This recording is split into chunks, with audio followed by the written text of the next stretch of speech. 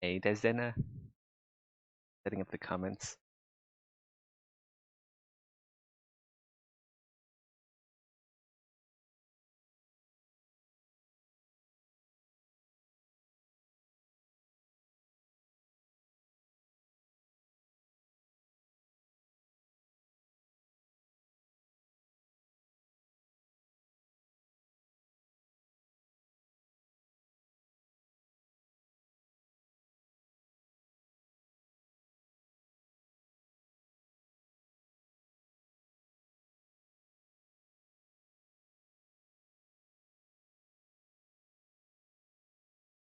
Hey, hey, how's it going, everyone?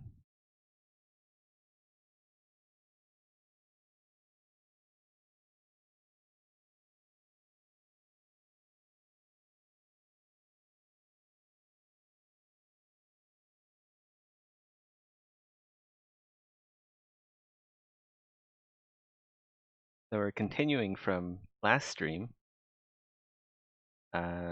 What we're doing now is what we did last stream was that uh, that Dynamesh, and then we also did Remesher,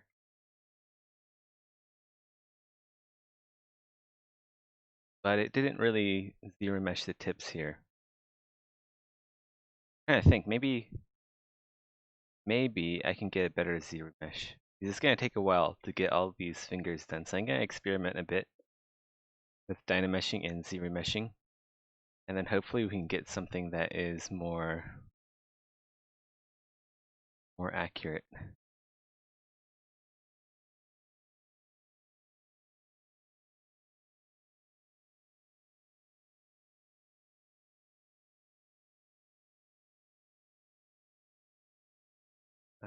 Let's see. How do we want to do this?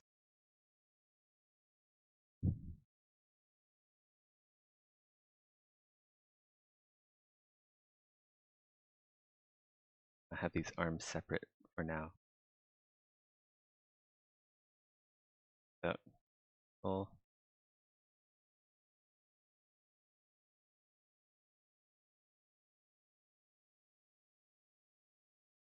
Right, flail and a shield.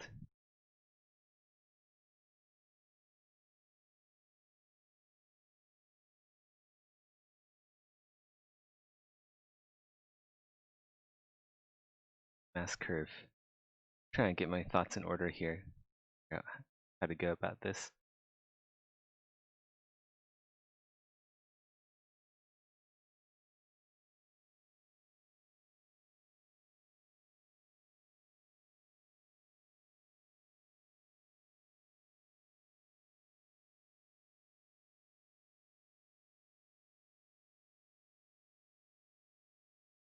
I don't want this all dynamesh together because I separate.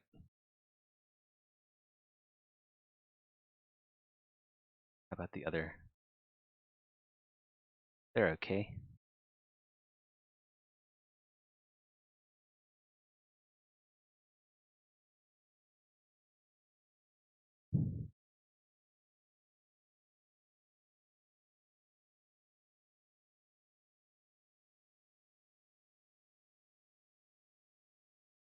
Yep, the new coffee diary is up. You guys want to look at that?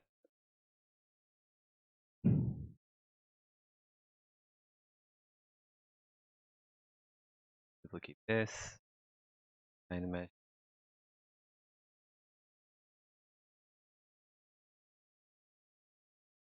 I do 512.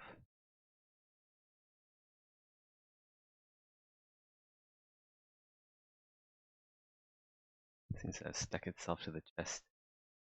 Go rotate this arm out a bit more.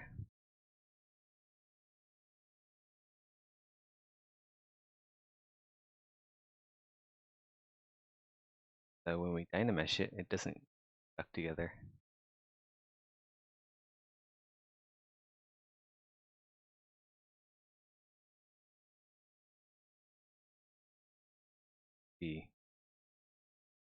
Be good enough clearance. The lower arm also going to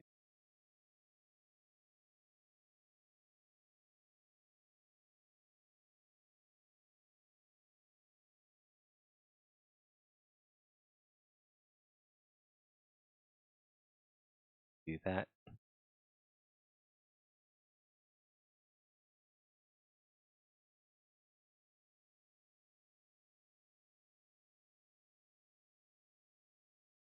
I think that's 512.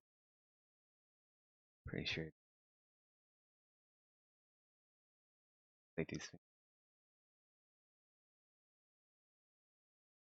fine.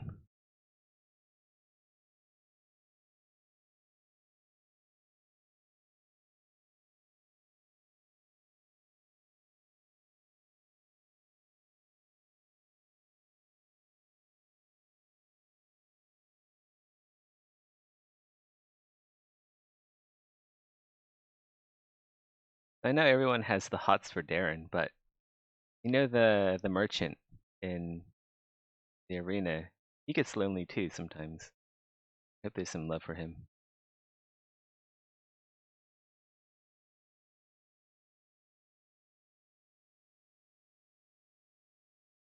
I don't always model the weird stuff. I make all the armors too.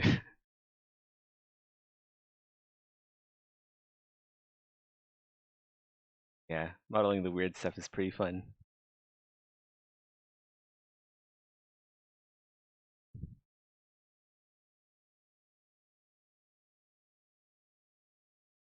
Okay, I think this is good. I don't know. I'll just have to dynamesh it and find out if it's good or not. Checking all the thin parts. I suppose I could dynamesh it at 1024. Then it'd take a bit longer to zero mesh. I'm trying to sneak past with 512.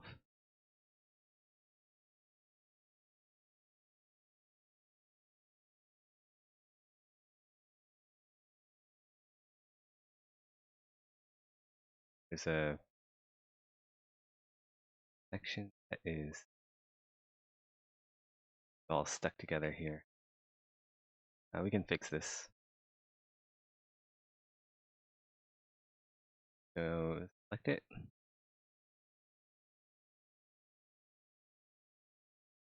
The loop, isn't it? Good to select loops.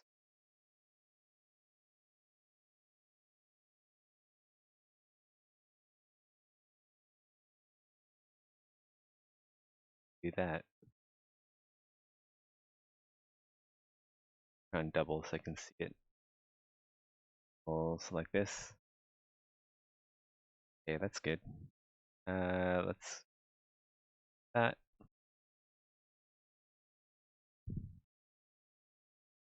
Select rectangle. Can we do this? And we auto group this. It'd be like a tiny little bit of geometry here. Here it is. Let's get rid of this. Oh, those holes. Now we have 512, but we don't have jam between the fingers. Let's just it all.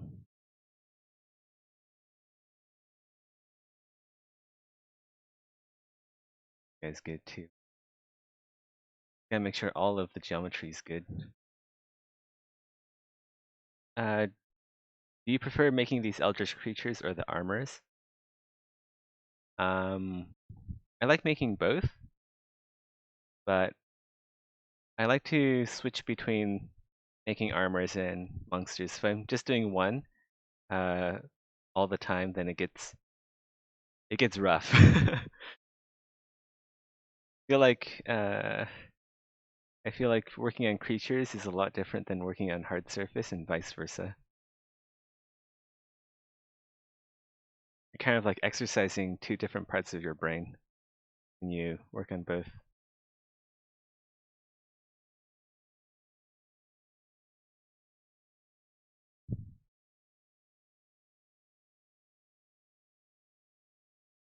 How about let's go zero mesh at half. That's still gonna be like way up there, but that I'm gonna try it at max 100. Let's make sure it's off. Let's zero mesh. This is the boring part where we just have to wait. We just have to wait to see how the zero mesh works. Oh shit, let's go escape this first. To duplicate this. So I have a mesh to project to. Alright, now we can zero mesh. Because what we're going to do after zero meshing is that we're going to project the new topology onto the Dynamesh topology. Then we keep all of those really nice details.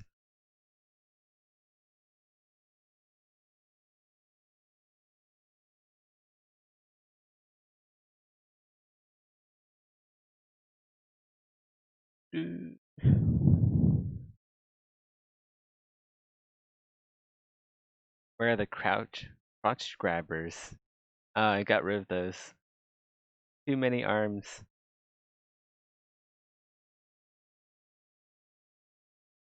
He was getting too handsy.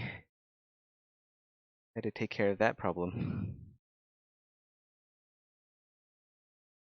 No such thing.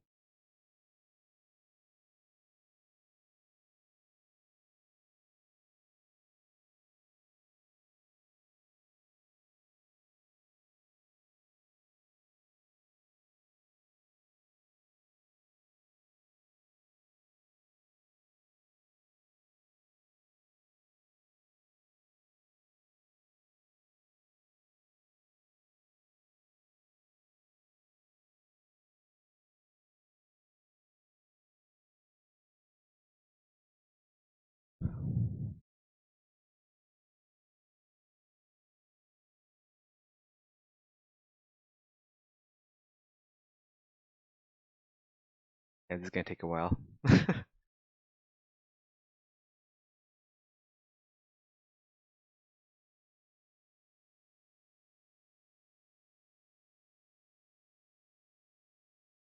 I don't know, IDK.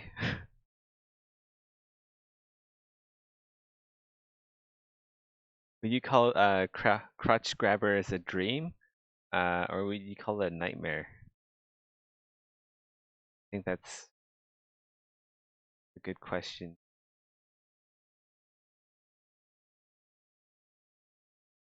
I find this one reminiscent of Tyranids from Resident Evil. Or Tyrants.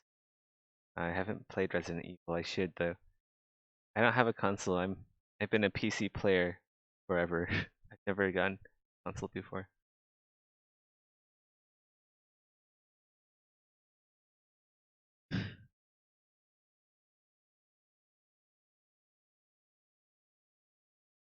Nemesis and Mr. XR.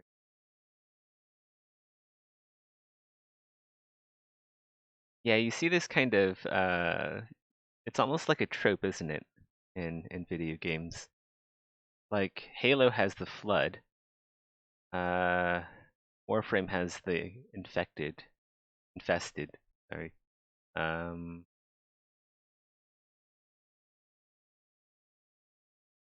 like Destiny 2 has Hive. StarCraft has the Zerg. Warcraft probably has something, doesn't it? It was Warcraft's. I think Warcraft has the undead, but they're not really. I would say like Warcraft probably have like the Sithilid.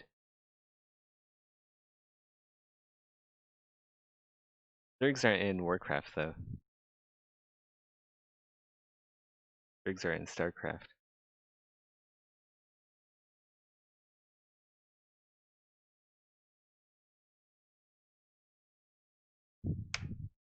Alright, there we go. Shoot, it didn't do the fingertips again. Wonder if I have to something would have to let me go look this up real quick.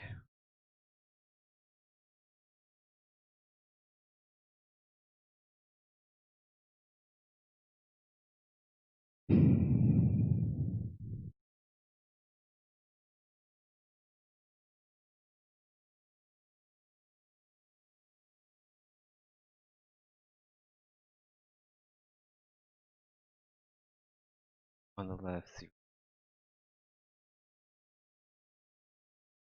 Right, so 50. Okay. Alright, so I just need to set up my adaptive strength way up. Let's undo that. Let's go do adaptive size 100, but curve strength. I actually don't really play around with adaptive size and curve strength too much. This is something I should learn.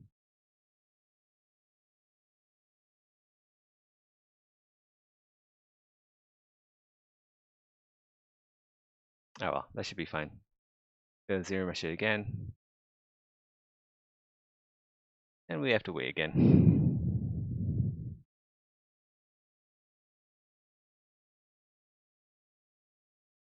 Often in any setting, there ends up being a completely biological faction, the Zergs, Tyranids, etc., and a completely mechanical faction. Yeah, that's true, isn't it? I wonder why that is. I guess they're just like really interesting tropes to explore. It seems like a lot of video games have them. Like almost every almost every video game I can think of, except for like puzzle video games or something. Hey Madari, welcome to the stream.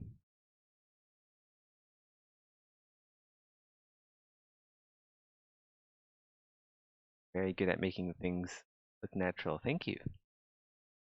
As mutant zombies can be anyway.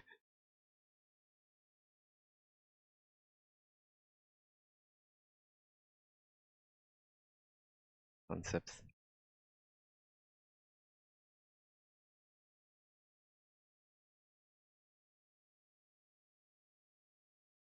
Yeah, if you have like a base level understanding of anatomy, and if you just like observe the natural world, you can pretty much make anything look natural or organic.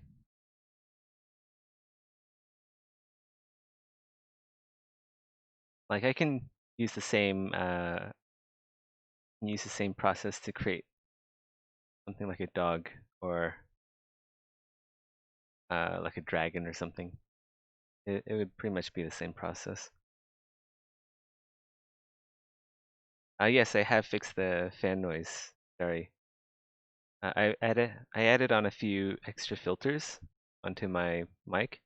I also switched over from my laptop mic to a headset mic.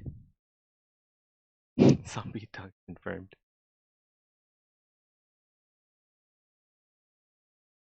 Yeah, this zero mesh is still taking a while. It's like halfway there. Really hope this works out.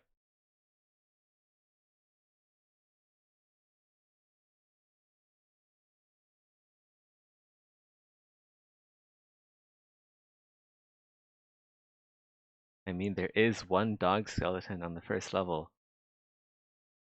Really want to reanimate it. I'm curious about the dog skeleton. Like, why is it there? I never found that out. Do you guys know why it's there? Quadrupeds are gonna be hell. We do need quadrupeds. I wonder if mounts are ever gonna be a thing for Exanima and SG. Well, maybe not Exanima because, like, where are you gonna ride your mount? But in SG, I would like to ride a giant zombie dog.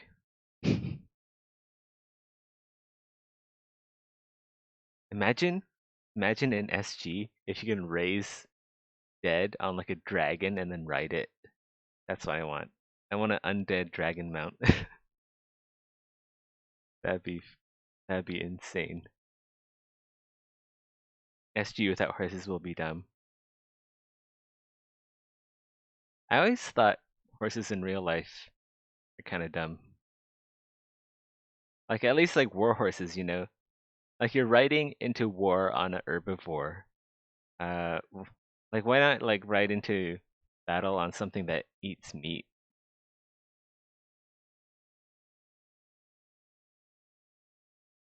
Okay, I think this is as best.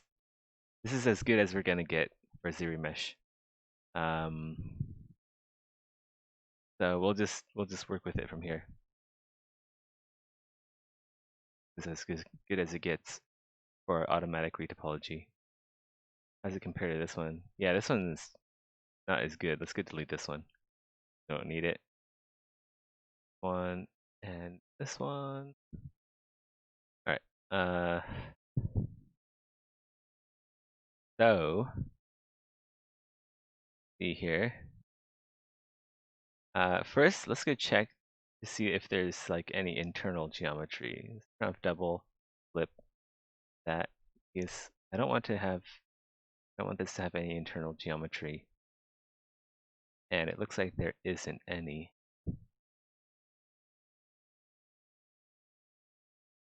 Very good.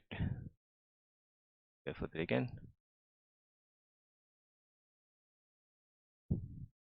You're not a big fan of dragons in low fantasy settings, or fantasy in general.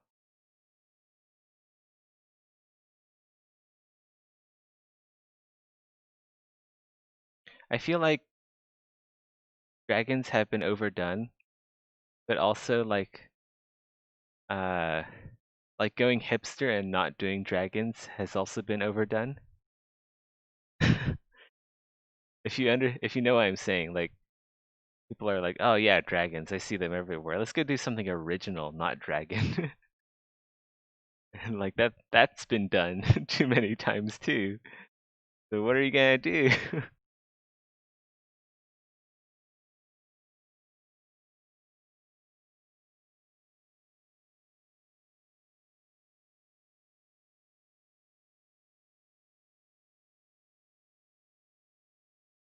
Let's go project this first. I want to project everything, and then we'll move stuff around and see what actually needs moving. So geometry, project. We'll divide it after this, but I want to just like make a base project. If I can find it. Subtool, isn't it? Subtool, project. Project all, including color. Yes. So this will basically shrink wrap the ZRemesh onto the Dynamesh, and also brings the color too. But this mesh is a lot more optimized. So we can sculpt on it a little bit better, and it's just nicer to have a ZRemesh mesh than a Dynamesh mesh. Because this one is like optimized. And we can just have more detail on it. It'll be less performance heavy. Alright, let's see, fingers. Oh, actually the fingers projected pretty well. I'm surprised there. You know, we can actually just keep the fingers as is. Let's go divide this. We need to have a secondary subdivision. Let's go project again. We can get some more details. Project all.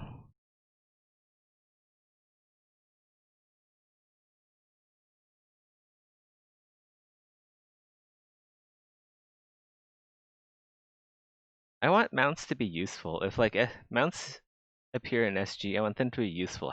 Has anyone here played Guild Wars 2? Like in that MMO, the mounts are actually quite cool. I think that's one of the games that have actually done mounts well. Like the mounts have their own abilities, and they also feel different when you pilot them.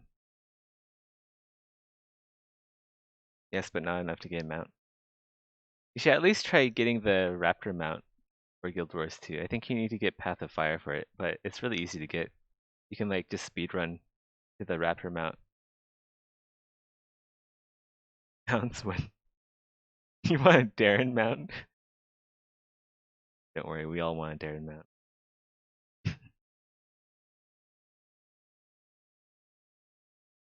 Our hearts of hearts, we all want a Darren mount.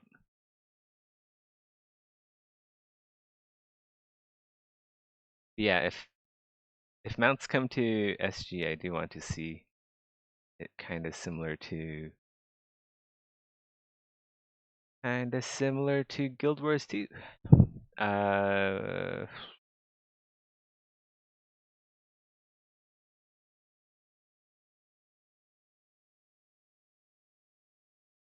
Undo that.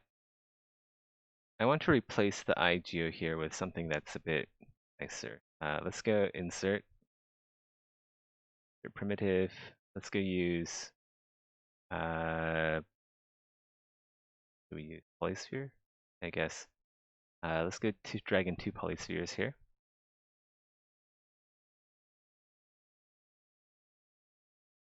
And then move that around a bit. That.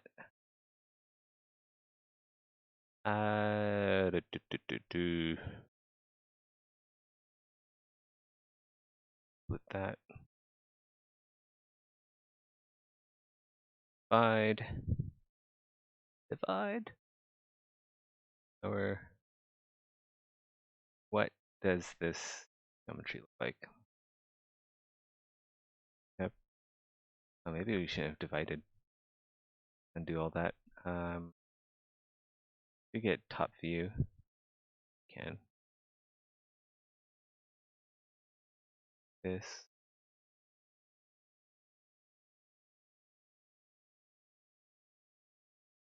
What I'm doing is I'm just gonna recreate the inside topology here in flip. Have like 2 basic eye sockets. Or here, let's see. It's like an eye area.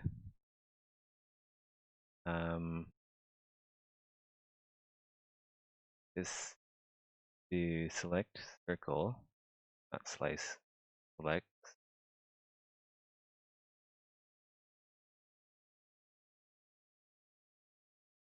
Let's do mass circle then. That's weird. I didn't know there's like, no,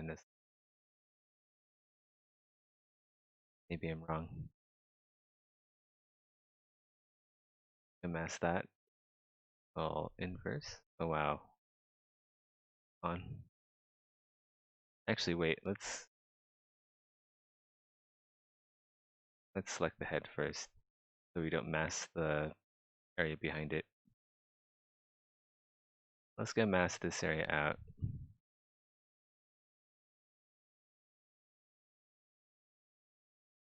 Best as we can.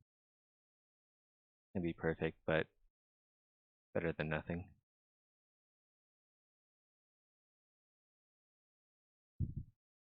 And actually probably geometry edge loops. Maybe we can actually loop mask border. Does that smooth everything though? Be fine. Okay, we do that. Here. Rid of those eyes, we don't need those. There's some hidden geo in there. Yeah, let's get rid of that too. Okay, now there's like 2 eye sockets. Go drag this in.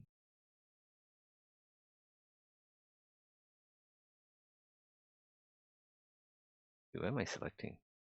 That. There.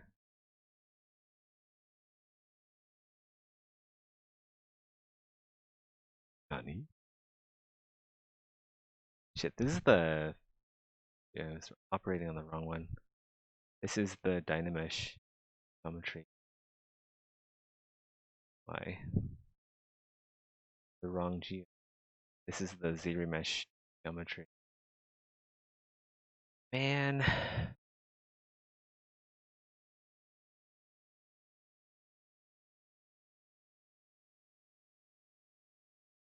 So mangled here. At all. Let's see. Instead of just doing the eye sockets, how about let's go do the whole head? So let's just go duplicate the Dynamesh.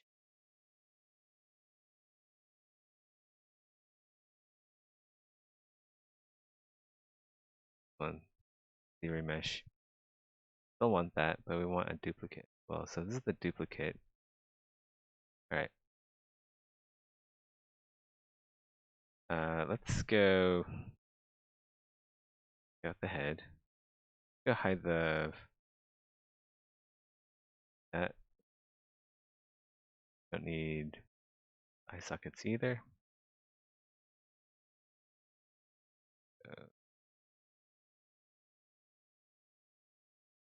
Slice curve. Alright, let's go trim curve. So we'll do some that.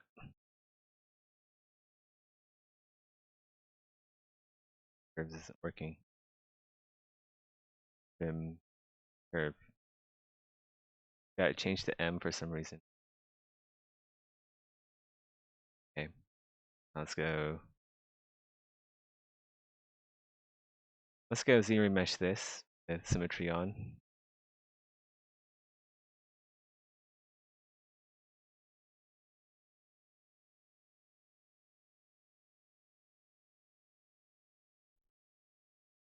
Got.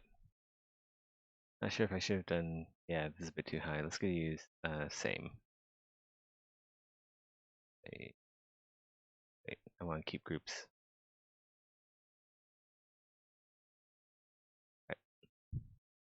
There we go. Geometry is much nicer. And we'll need this for the face. So let's go out back part. I don't even have it. That's the Dynamesh. We want the Z remesh. Remesh. We'll just select loops. Get rid of this loop here. Oh wait, there's a spiral. That's not good. But happens with asymmetrical stuff.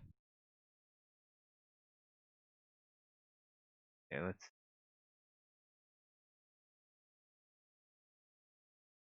get this area so I can actually. Alright, let's go twice. Okay, guys, I know what I'm doing. I know. Don't you guys worry. That's got this bag.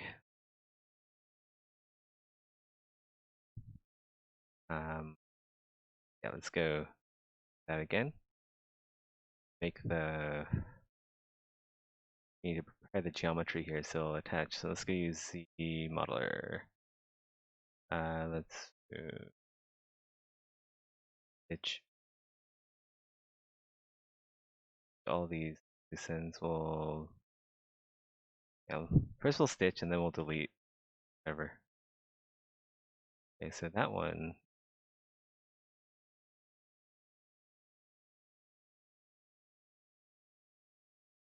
There. Stitches. Wait, I have a better idea. I have slice curve. Dumb. We do mask curve.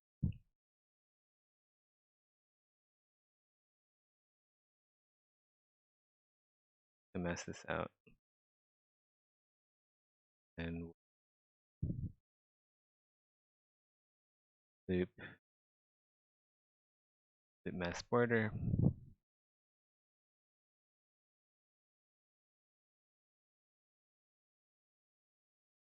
And I automatically quadded everything, so I don't have to do. But I do want to get rid of the triangles. Go ahead and do that.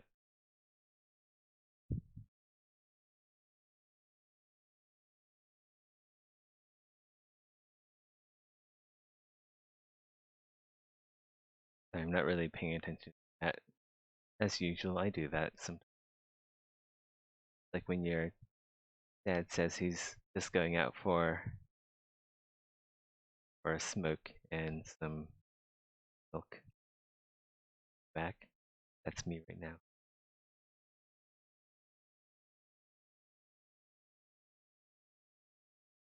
Gonna get rid of the triangles here.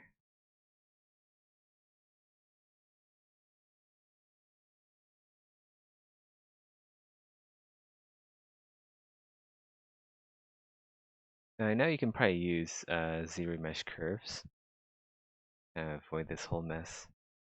But I kind of forgot about that, and I'm just doing it the most inefficient way possible.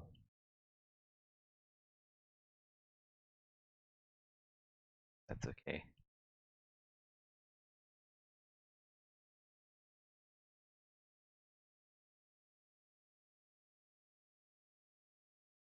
Alright, good to me. Wait, good to me.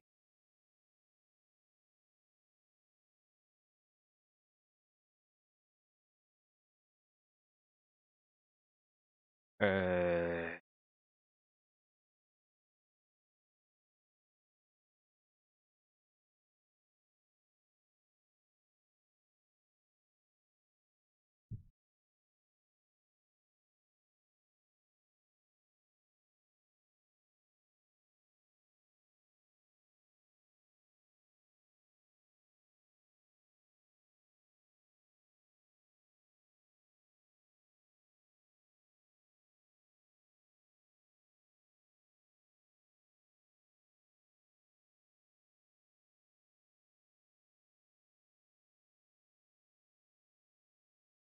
okay, we'll just merge down.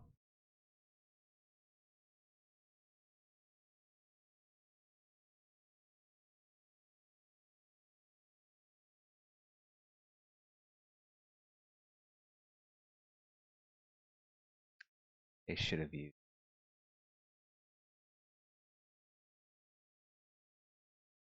Okay, let's go. Let's stop digging around and actually do it the right way. Trying to reinvent the wheel. We could duplicate this. Where's the guides?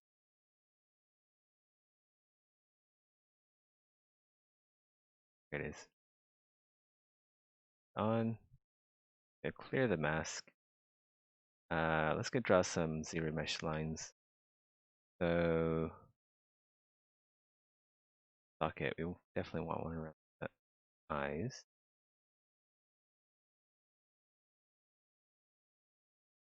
Bad lasso. Eyes. And I guess we want one for the nose too. We'll just do a very circle there.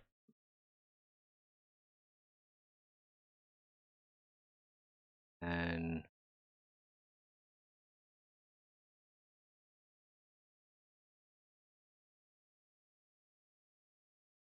area. Guess we can have one here for like the mouth area.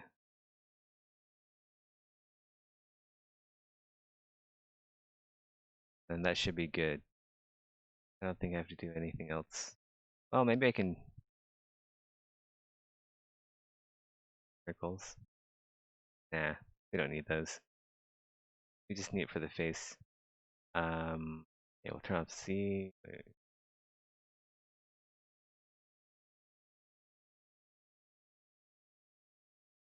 Annoying. Since the entire mesh is asymmetrical, I have to do it for this side too.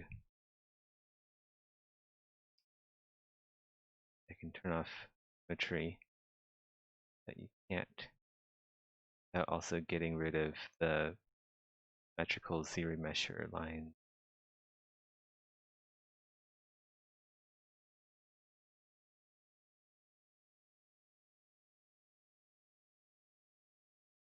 Okay, that should be good. They're all the lines I want. Like it. And we will remesh this now. 100, adaptive size 100. Thanks for last. Right. Okay, now I can check the comments.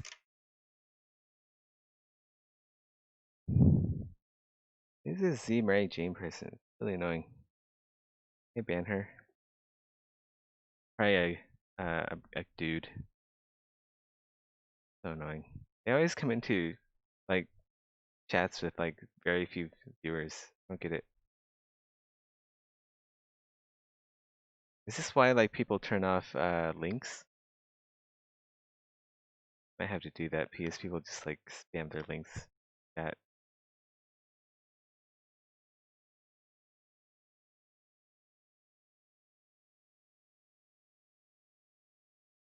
Also, hey, Big Visnil. See if I can ban this guy and then also turn off links.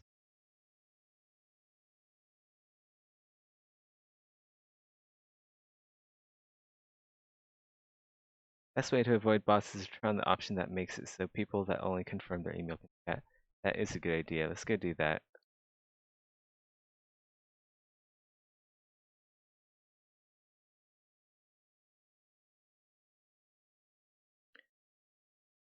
Channel settings. Here we go. Settings here. No, it should be in creator dashboard, but I'm pretty sure it's channel and video security and privacy. Here we are.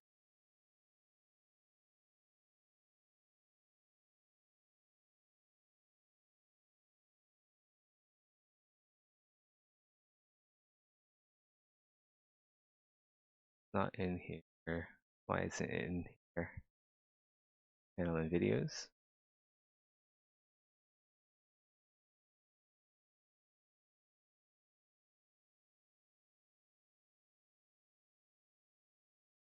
Ah, okay. Creator dashboard moderation or channel. We'll open both. Pretty sure it's going to be in moderation.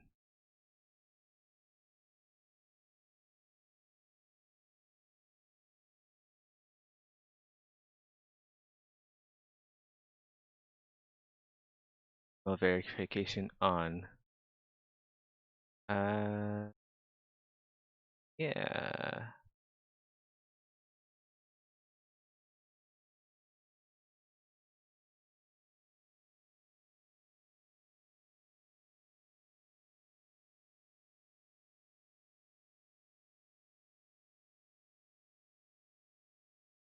I'm gonna go block hyperlinks too.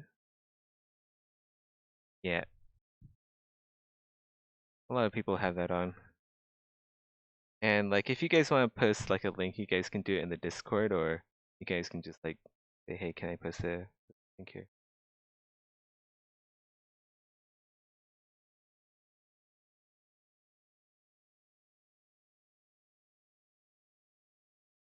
Alright, that should be good. I guess it auto saves if there's no save button, so I'm guessing it's already active. Go check back to ZBrush and it's still zero meshing.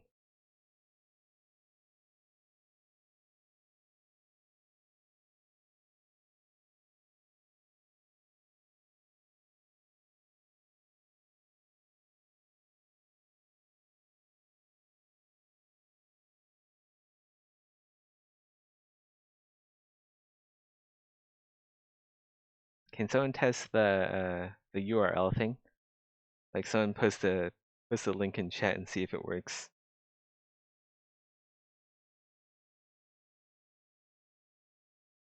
Scammers already? I thought this was a peaceful Zeth ASMR session. Yeah, I don't get what's up with scammers.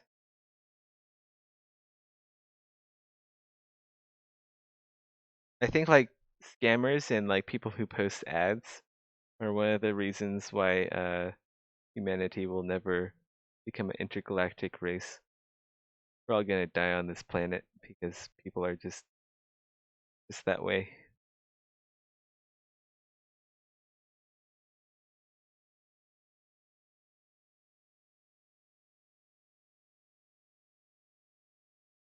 True, they are bots, but people do program these bots.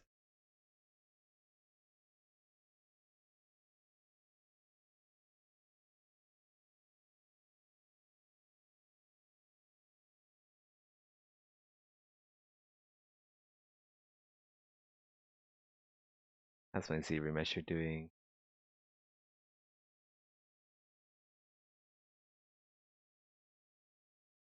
in people post ad links.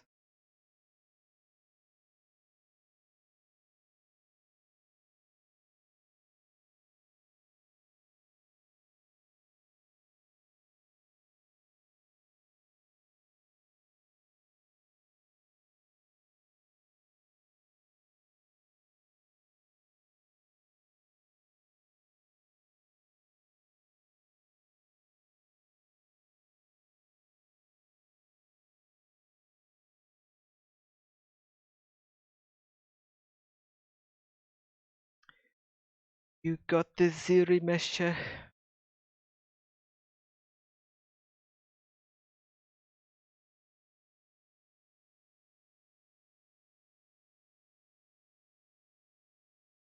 I'll be done any day. Just you wait.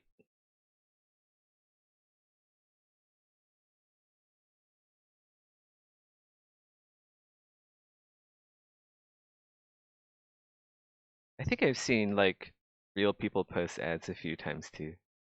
Like usually they're like super newbie at the scamming game and they like post it in like MMOs and stuff.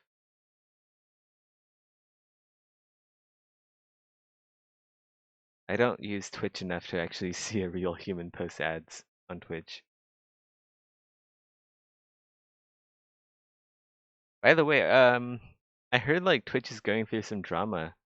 You guys know what that's about? Like people are saying that everyone's getting bombarded with ads and stuff.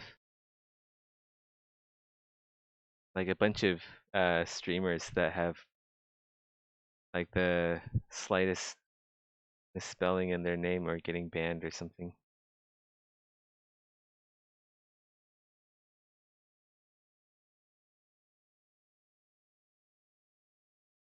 Thinking maybe I should move stuff over to YouTube, but you know, it's kind of like choosing between two devils. Like just back to Twitch. Yeah, with partner streamers, they've started to run ads with other streamers from their channel. Yeah, I heard something about that. I was wondering if you guys are getting ads because that would really suck. Because I'm not monetizing anything, and if they're putting ads on Twitch on my channel, right, which I've not monetized, I'm gonna be really pissed off at Twitch. No, we're not getting ads here. Okay, that's good. Yes, I have like uBlock Origin. I also have like I have about like 3 different ad blocks running at the same time. Also a Facebook container. Like I never get any ads. I don't know if like people who don't have all these blockers get ads. But the ads that Twitch run on people's channels doesn't even give money to them.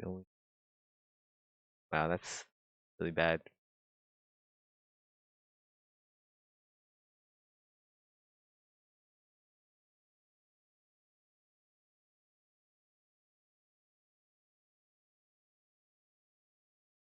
Your measure. It is done. Don't know if this is very good.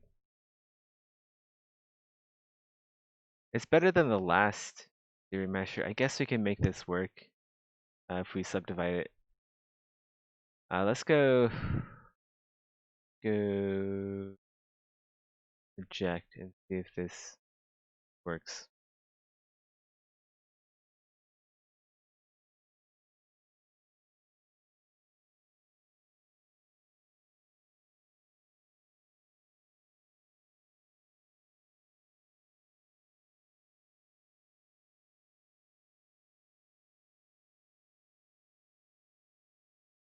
Guess that's good. I guess it works if we subdivide it one more time.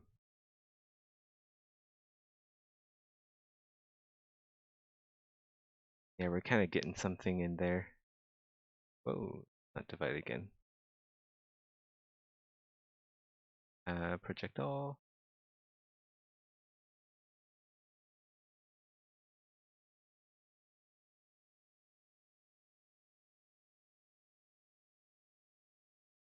The important thing is that I have like a edge loop around the eyes. Plus I can put those in manually, but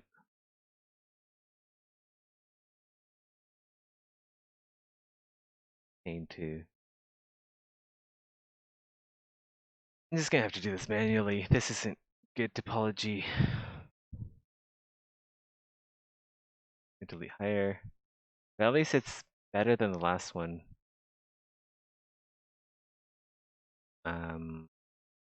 Alright, so let's go do the same thing. But this time I think I have a better methodology for this. So this could be an edge loop here. They're like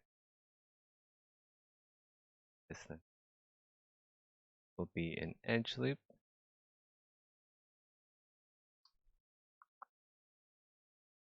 And then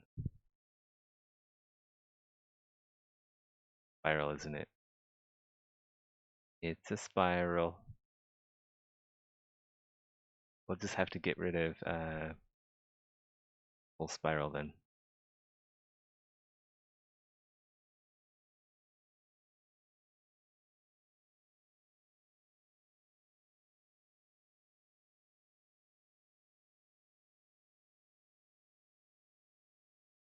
It just going on, doesn't it?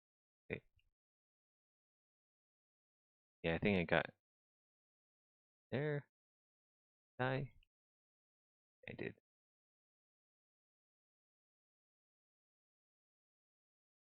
Alright, we can do that. And then same on this side.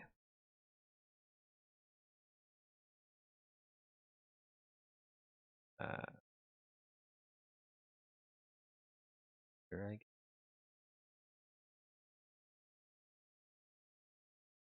there. That. Okay, this. Group this. Auto group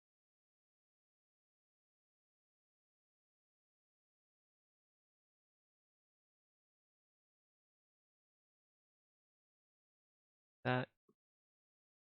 I can do. And the modeler. Go close these with convex holes. Close convex. Line is fine. Wait, actually, can we use can we do? Yeah, spline is fine. I was thinking like maybe we can do quads.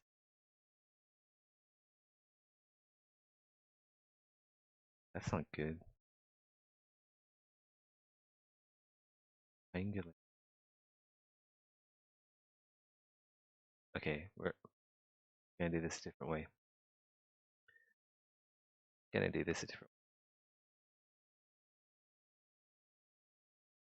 Like these, and then we'll just group loops.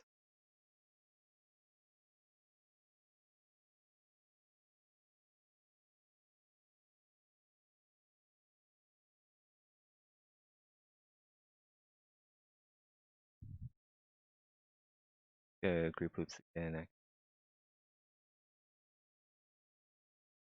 We have a lot of geo in there. Turn off mesh. Whatever. Oof.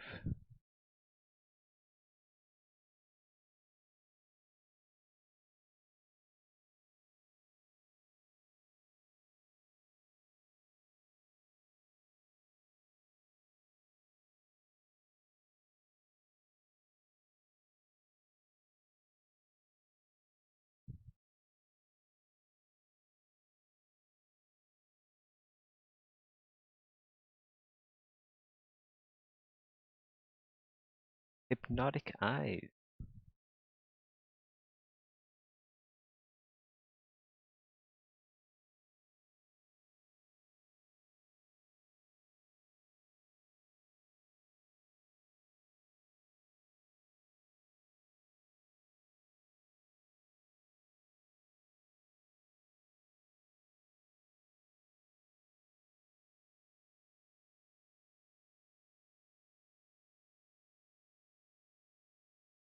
project again. Oh, just project better.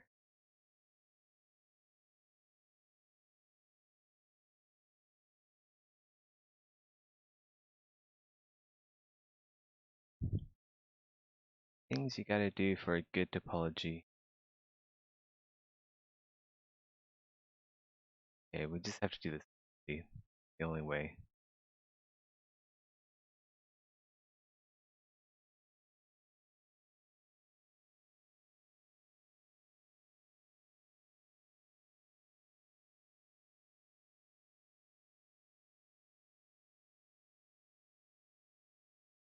Eyes are a pain in the butt.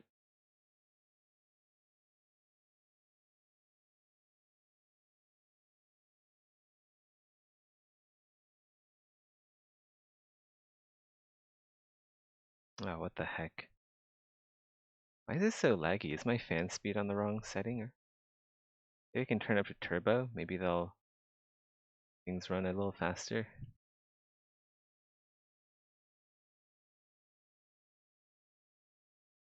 Like it. Oh my god, fuck me. This is annoying. Fan speed back to performance. That. And we'll just. Performance is bad. Right.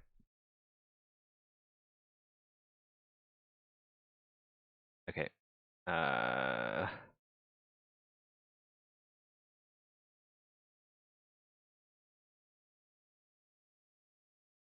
I really need to like limit my polygons down to this level. What's going on?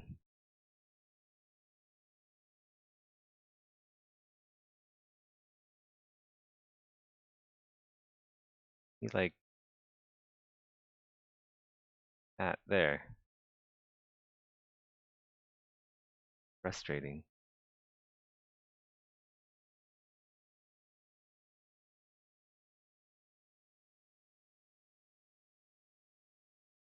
Where's his eyeballs? Go and hide his eyeballs. We don't need his eyelids anymore because we have that attached to the mesh. Eyeballs.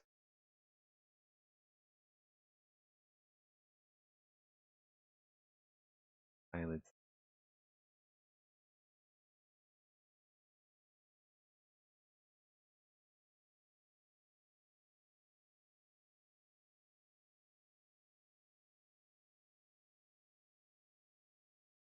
Probably actually hide the Dynamesh.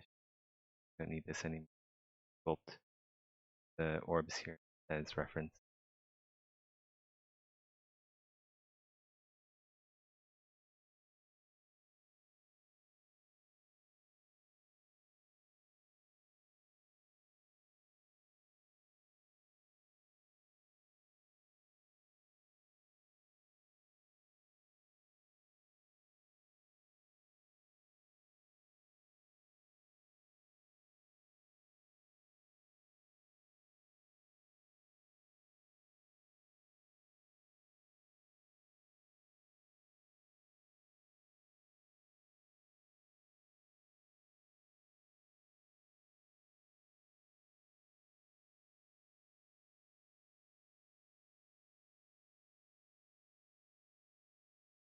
Alright, we finally have something that's working. Finally.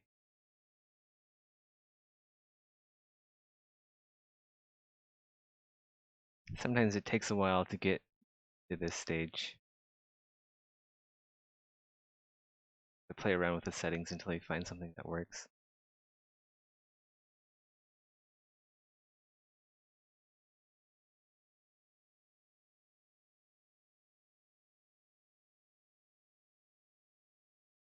For something a bit more high fidelity, you want to just make you just want to do some manual retopology instead of using ZRemesher, but this has so much detail, like it would take forever to make like a low poly that you can subdivide into a high poly. kind of like a hacky method, but it works.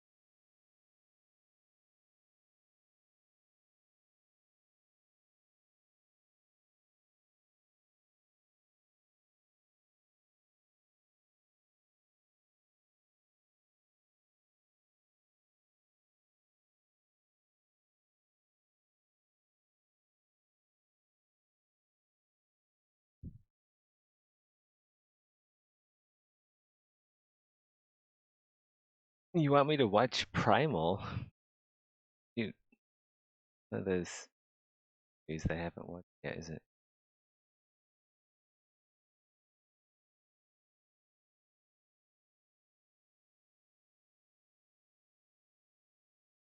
My schedule's all taken up though. Uh, like I have work on Path of Exile, and then I have work on Exanima. I'm also doing my own game dev in Unreal Engine 4.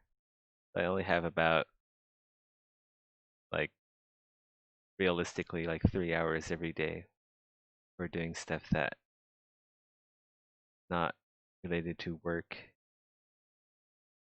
I usually spend those 3 hours playing around in Unreal Engine.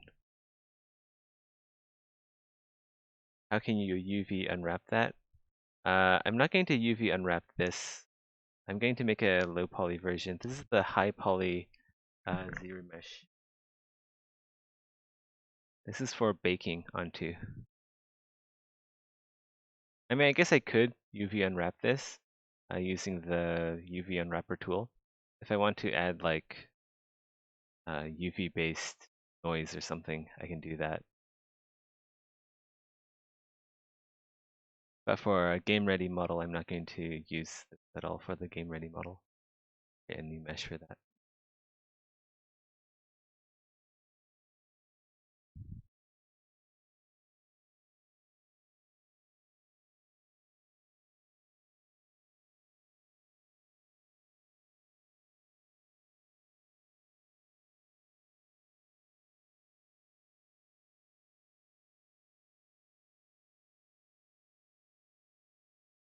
I want to get these eyes to a uh, good spot, and then we'll subdivide this and then project. We'll mask out the face, the eye area, because I don't want the eyes to project. But everything else is good to go, I think. And we'll just add on some detail from there.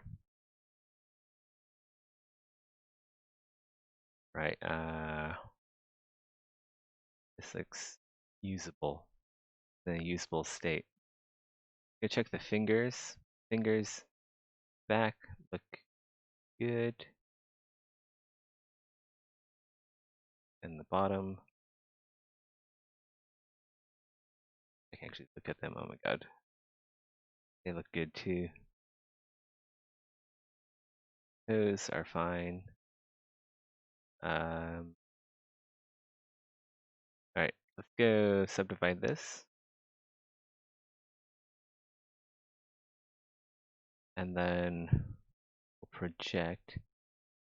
I kind of want to mask out the eyes. And mask that. Blur it out a bit. And get our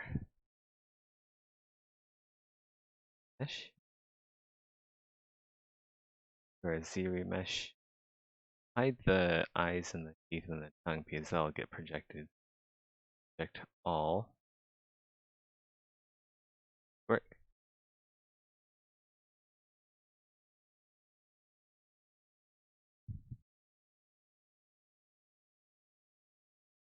uh, you just do modeling and subdivide it. Bake high into low. Yeah, that's basically, that's pretty much how you go about things. That looks good. Looking good. See if there's any areas that I may have missed or screwed up on with the remesh. I think everything is pretty good. Turned out quite well, the Z-remesh and all the projecting and all that nonsense. So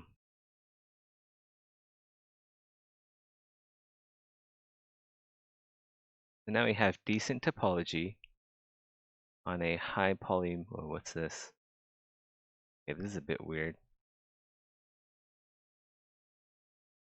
Oh, did it accidentally project into itself?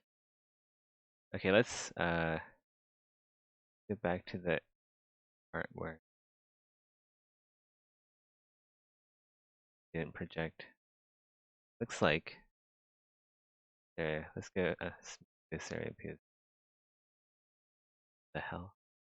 Go triumph double, flip that. Okay, so do moving some wonkiness going around. Oh, like inflated into itself. That's odd. That out. The topology is good. All right. Did that happen to any other the fingers? Let's go check the other fingers and see if there's some weird projection going on. Yeah, this is a bit odd. Let's smooth that out.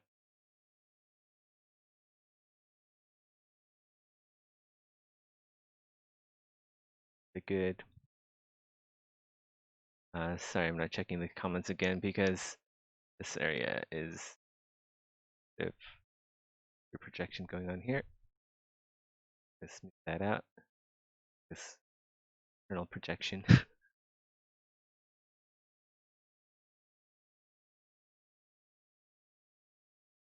Bit odd. I think that's okay. It's not the greatest topology, but it'll work for now. I just saw something.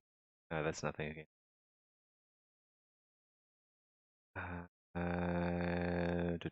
Okay, so we got that hand. How about this one? I have both hands on the back. We didn't get this one yet. Looks.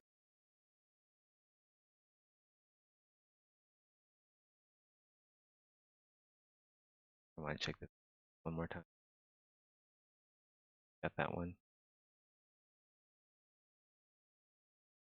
Double check here. One didn't need to get fixed. Fix this. Good. All right, we're all good to go. How about the tentacles here? This is a bit of could be a problem spot here too. Give this one a once over.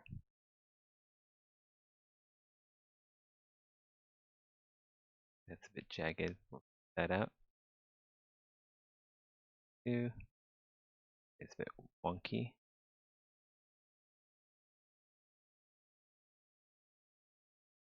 Okay, that should be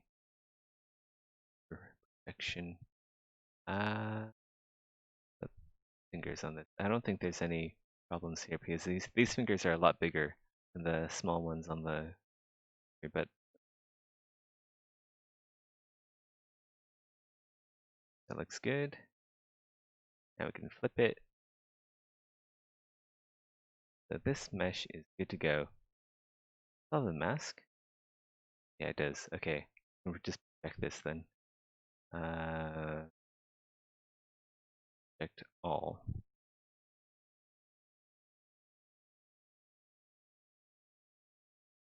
Why do I have so much stuff on my schedule? I don't know. I like to be busy. If I'm not doing something, I feel like I'm wasting time. Where are you getting these ideas for monsters? Um, Everywhere really. I just kind of come up with them uh, like movies and games and stuff are good reference, but I also try to think about like what is my goal? What is my goal when I want to sculpt something? So like, do I want to sculpt something that makes the viewer feel a certain way? That's kind of what being an artist is, right? Like you want your work to be evocative or resonate with people. So that's one of the areas. That's one of the things I think about when I start on a project. I try to think about what do I want people to feel or think they see they see something that I've made. Um, for this one, obviously, like I want the person viewing this to feel like fear. When you see this in a dark hallway, I want the player to feel fear.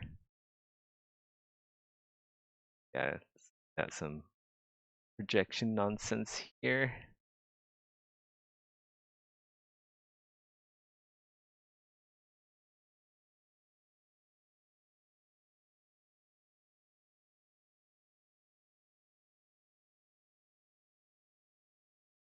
And then, like, once I have that idea, like, once I have the idea of that I want to make the person viewing this feel fear, the next question is, like, what is fear?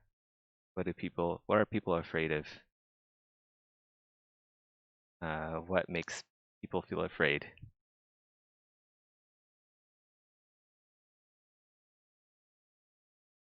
And then you basically just keep asking yourself a series of questions until you get to the desired result.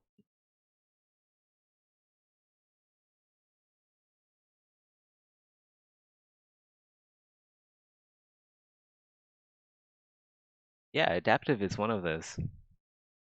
Uh, like one of the main ones that I thought of was like I wanted to get something with the uncanny valley. Like the uncanny valley is a well-documented phenomenon where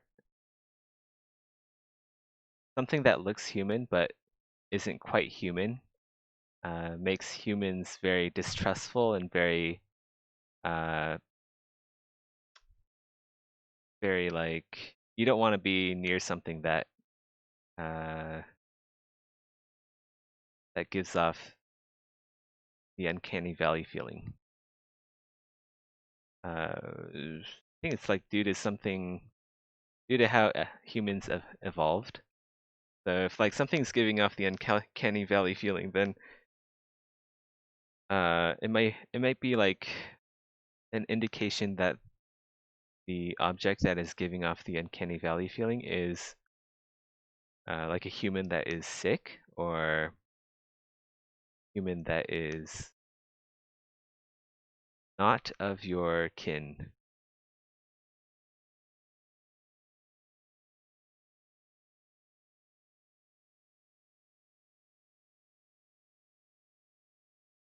So you'll see a lot of like human elements in this work. Um, yeah, and of course it's just like your usual body horror anatomy gone wrong vibe with this here. I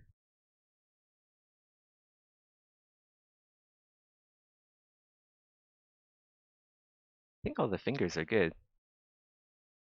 If I keep rotating this mesh, so I get kind of used because there's just hands everywhere. All right, that one's good. That one's good. The ones on the back are good. The ones in the front, are they good too? really hard to tell if I check them or not because it's like whenever I rotate the camera, I get completely turned around. Okay, yeah, they're all good. All of the hands are good. Okay, now we can finally proceed with the final detailing phase. After that, we are done with the high poly. We can do like some quick coloring, do a turntable, and then move on to the low poly. Here's the eyeballs. There. First thing I want to do is I should use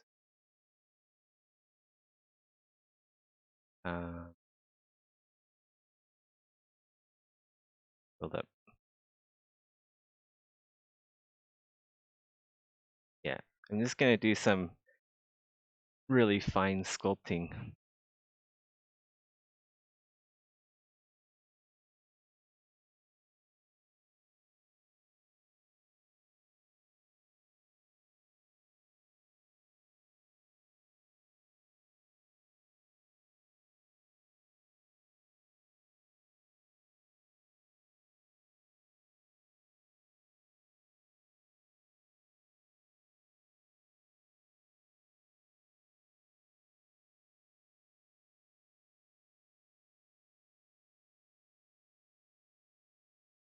I don't know if Uncanny Valley was the reason why Neanderthals went extinct.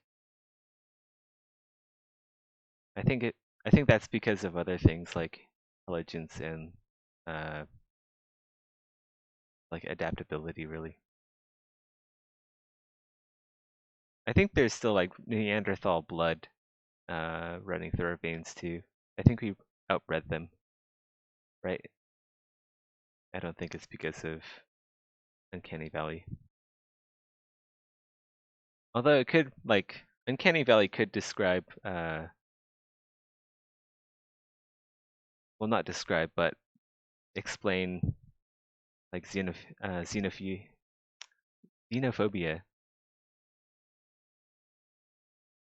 Could explain xenophobia and why like humans are afraid of the unknown, afraid of the dark, and afraid of basically stuff that we don't know. Could tie in somewhere there.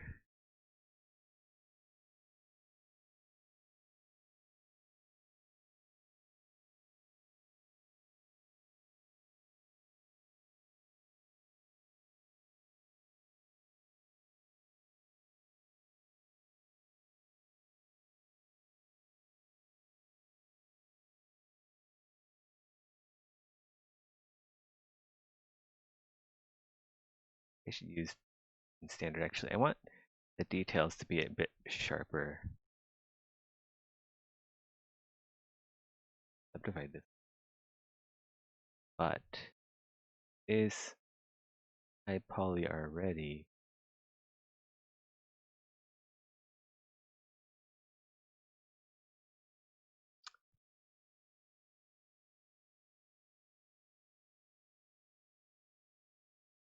I think I'll subdivide this one more time.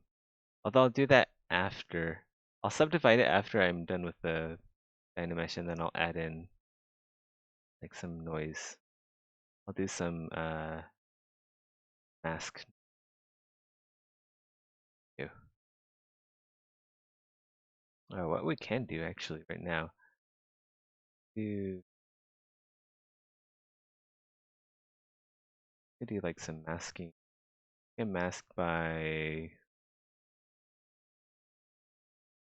just to like increase the details just a bit, and we'll like light by 1. Mask and mask and light by 1. Those are like there. So that increases a decent amount. Formally across the mesh.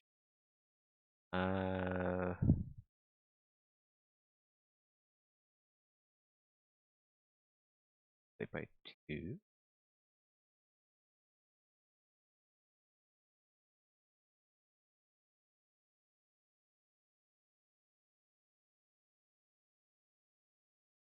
Increase mask size. Split by 2.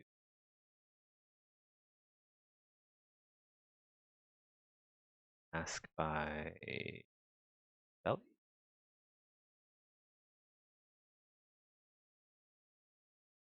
And maybe plate -1.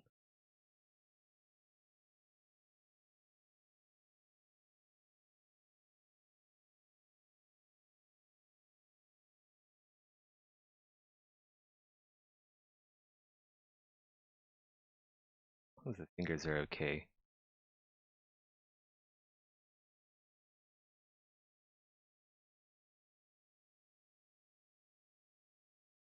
Alright. I'm gonna do some manual stuff now.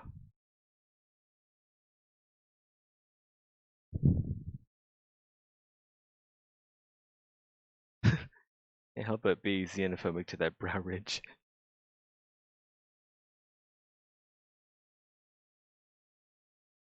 Oh wait, let's go use standard brush. I think standard brush would be good here for ridges. And we'll just like we'll just crease things a little bit better. Because everything's still a little bit blobby, but the topology is good. Because we painstakingly made the topology better.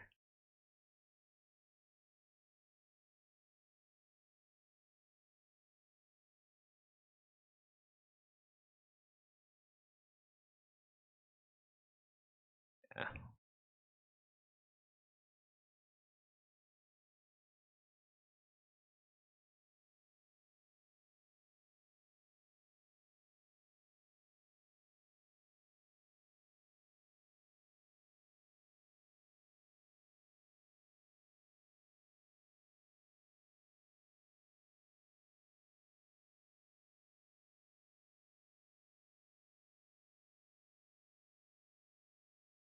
Get all the blobbiness out of here. Get it out. We don't want this blobbiness here.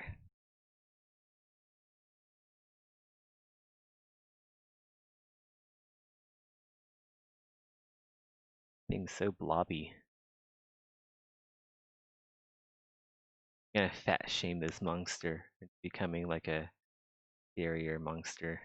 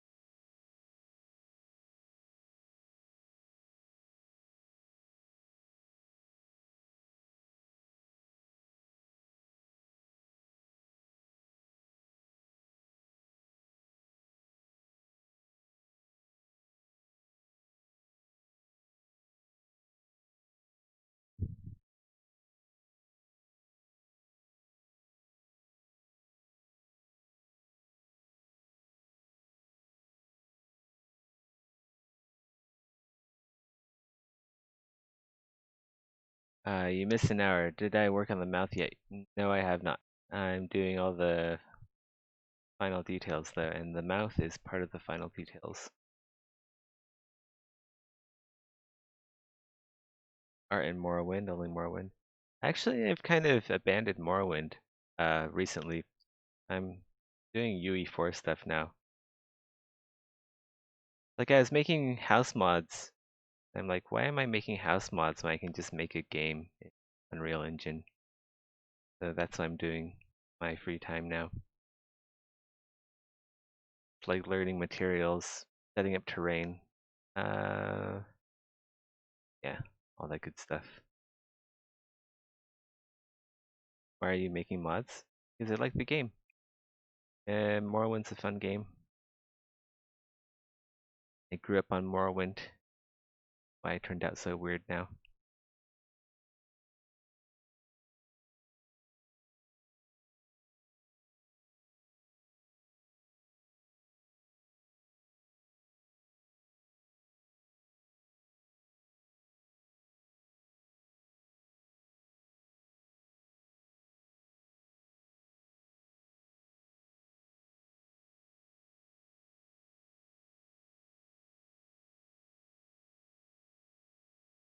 Anime waifus are overrated. Just if you really want to make real money, you just set up a brothel. Like why beat around the bush? Lonely dudes just want to get laid. You should just set up a brothel, hire some women and yeah, or men. Could be a gay brothel.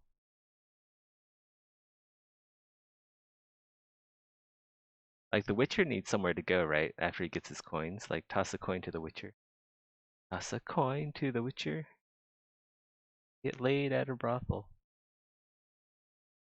Harem. Yeah, harem is like a classier version of a brothel, right?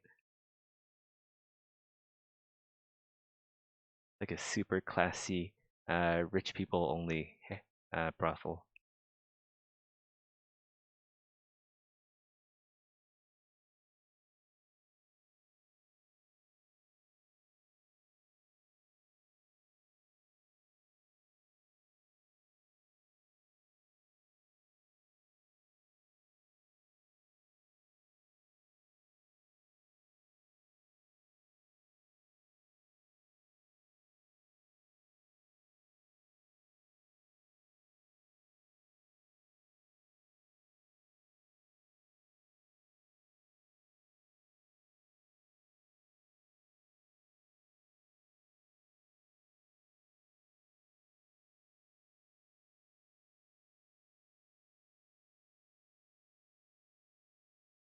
You want to make Darren into a tom girl?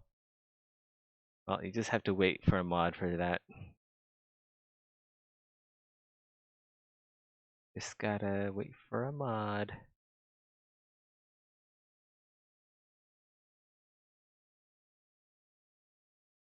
Who knows? By the time a mod comes out, might have a tom girl in real life.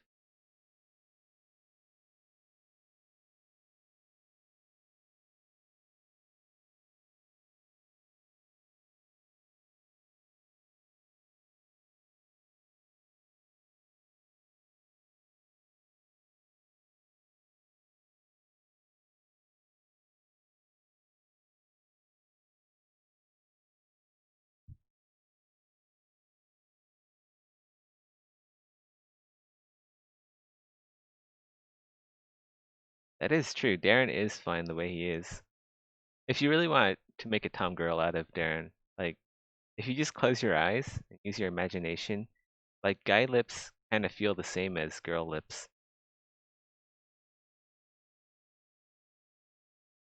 It's true.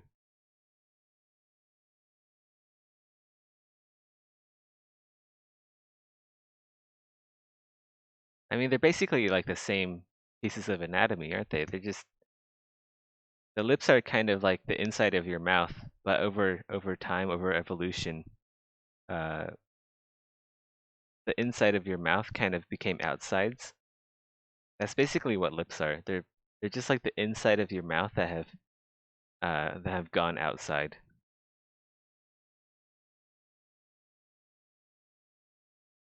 Darren needs a unique face though.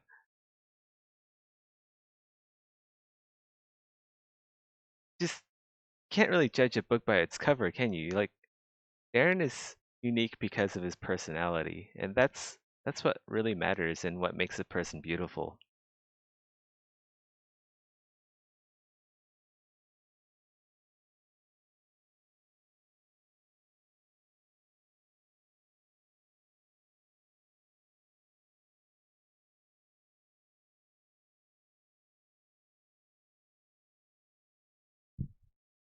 Like have you guys ever thought that maybe this creature that I'm sculpting is actually like a friendly NPC that you meet later on? Like that could be a possibility, but you guys would have never come to that conclusion because he looks scary.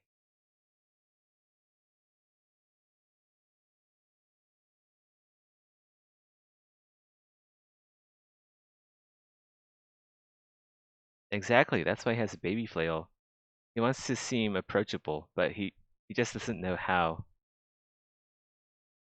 Like in this monster's culture, uh, like baby flails are kind of like the fad. They're kind of like fidget spinners. If fidget spinners were still the fad today. So he's just trying to show you his culture, that's all. It's not like he wants to hit you, like attack you with a baby flail. Just like a cool thing that he has. And he thought that you would think that's cool too.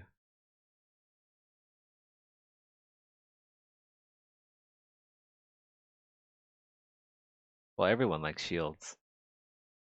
Like the people who don't like shields are just like uh, the scrubs on Steam that need to get good. I keep complaining about shields. They're like, oh god, I can't be the shield user. Yeah, those are the only people who don't like shields. Everyone else likes shields.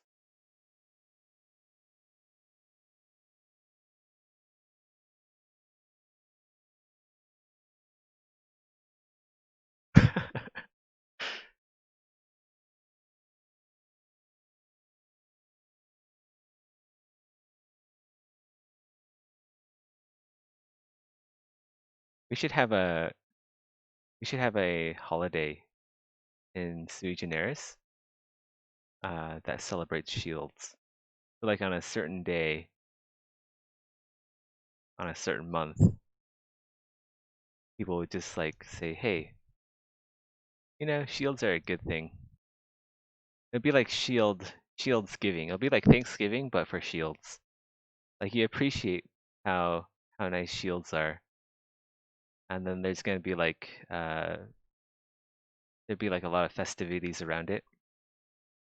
Like there'd be tournaments that only feature shields. So like jousting, but just with shields, without the lance. And then there'd be like cakes that look like shields. So like the finest bakers in Sui Generis would all get together and bake the tastiest looking shields. Today, 9th of November, it'd be a good day, yeah. Although I would say like the 8th of November because the number 8 kind of looks more like a shield than 9. 9 does. I mean, 0 looks it's kind of like the best number, but there isn't really a 0 calendar, so maybe the people of Sui Generis should have a 0 in their calendar so that they can celebrate Shield Day on the proper day.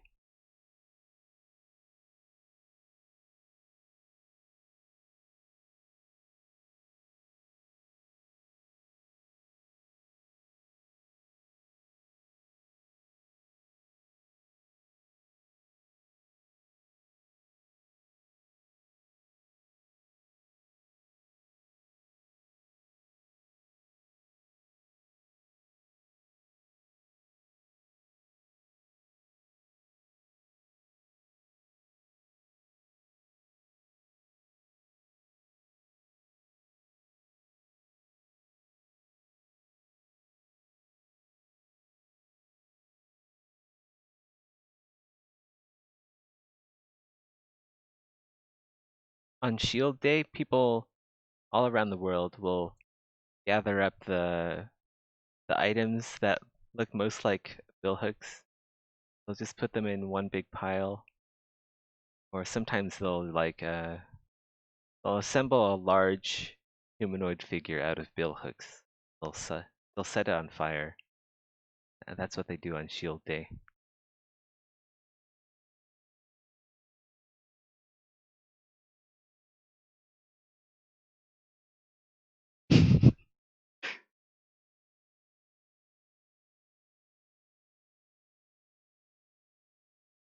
Lazy mouse.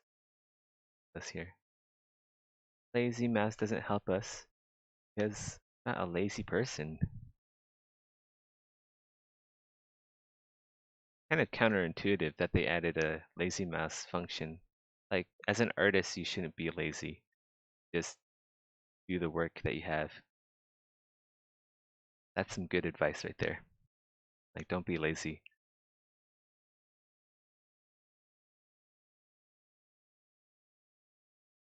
The ZBrush devs, if you're down the stream, like, I am wondering why why you guys added a lazy mouse function when clearly your intended audience shouldn't be lazy.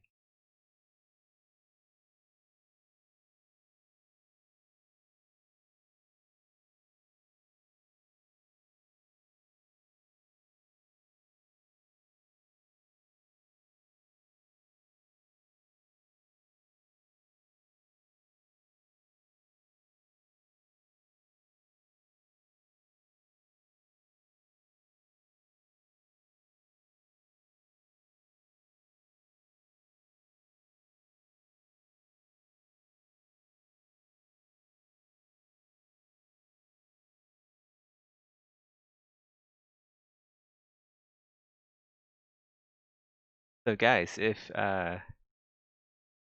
projectiles weapons become a thing, well, they are gonna become a thing, but like, what kind of projectile weapons do you guys want to see in Exanima? Like, I'm curious. Have like a quick user survey. Crossbows, slingshots.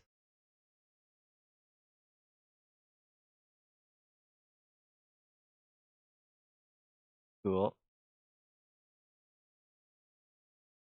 MG42. Yeah, we can do that. Throwing weapons or throwable objects. Cool.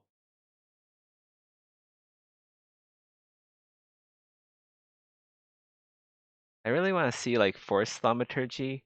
Be able to like throw, like all the clutter that you see in your inventories. Like whenever you open a chest, you're like, oh look, it's another skooma pipe.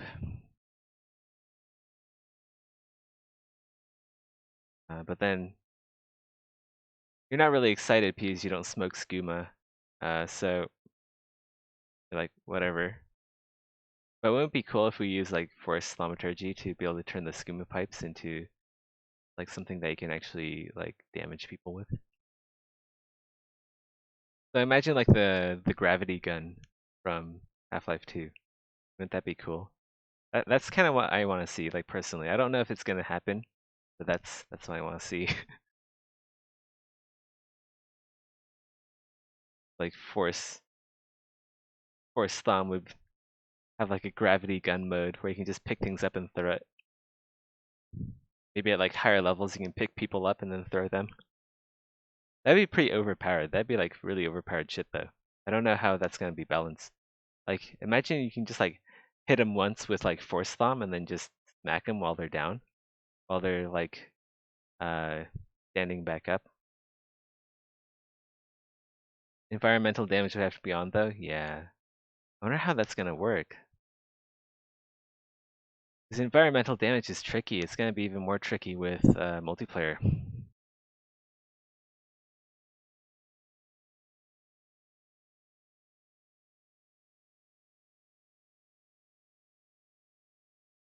I suppose, like, if you use force thumb, if you pick something up, there could be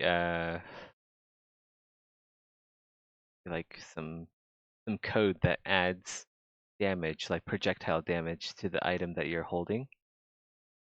And then once you throw it, uh, whatever, it would take like the velocity of the item and then apply the damage. Not sure how that would work. So it'd be kind of like a fake environment damage, but and again, that's not really Maddox's thing. He doesn't really do hacky stuff like that. I mean, sometimes he does, but not usually. I'm kind of curious how it's gonna turn out. Didn't Force Thumb include shields? Oh yeah, yeah. Is that like insider information? I don't know if we should be sharing it with the plebs. I forgot like what the rules are.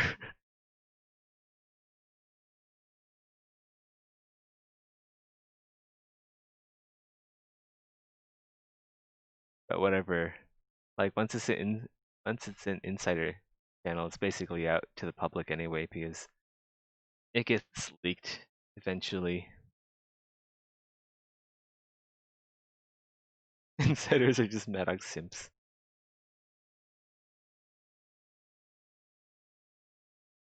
That's not true. Insiders aren't simps. Insiders were insiders before the term simp became popular. Like, you can't call insiders simps because insiders came first and then simps came after with all the autistic younglings. Okay. I mean, you might be able to call insiders white knights because the term white knight was around during the time of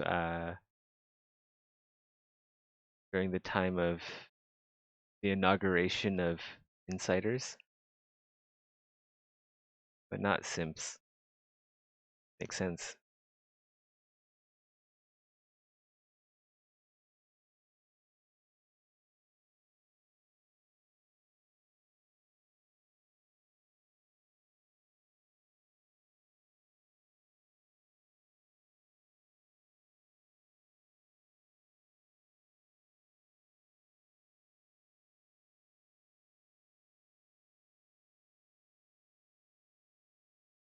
I always thought white knight was like a really cool term for someone who defended stuff.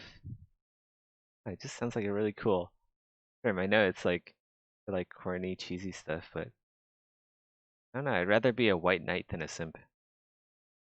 Because simp is like short for simpleton, right? And I guess to be a simpleton, you'd have to be like a peasant. So would you say, guys, would you think that like Darren is a simp? Because he does say he's a farmhand, right? Which would qualify him to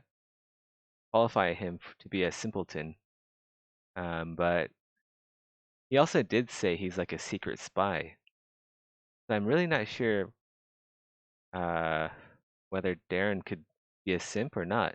I mean, he does follow the protagonist, the player, through like the worst places on Earth, literally. Like I wouldn't want to follow the player if this is like if Exanima is real life. I wouldn't want to follow the player down into the sewers like that. Hell no. I'd like try to find a ladder and climb my way out. Like that would be the easiest method. I just like stack a bunch of crates and get a ladder from like the first area. So would you guys say like Darren is a simp? Too bad my Darren is dead. Well, I mean, a dead simp is still a simp. Better term for simp is drone. How else when you get out? There's no way out. Oh, you guys don't know that? Like, I mean, there's always suicide. Sorry, that got dark really fast.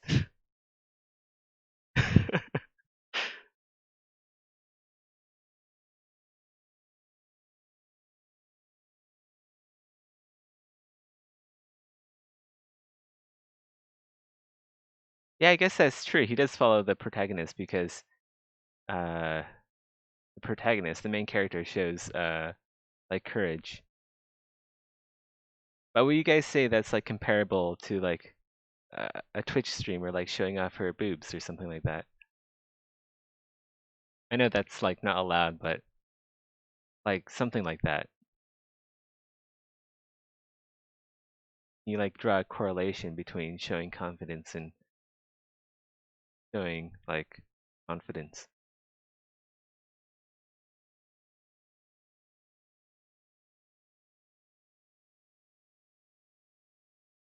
Actually, if Exanima was real life, I'm not sure if I would want to stack a few boxes and get out because I don't think there's anything modeled outside of the tunnels. So I'd probably just fall infinitely. I'd like slip on the geometry and then like fall out of the level infinitely. And then I'd probably like die of like dehydration or something. Can you die from like falling too much? Like would the air affect would the air kill you? Like if you fell for too long? I think you'd die of dehydration, right? It'd probably even be faster because with all the air blowing past you as you're falling infinitely, that'd probably dry out your body a bit faster than just like standing still in a room or something.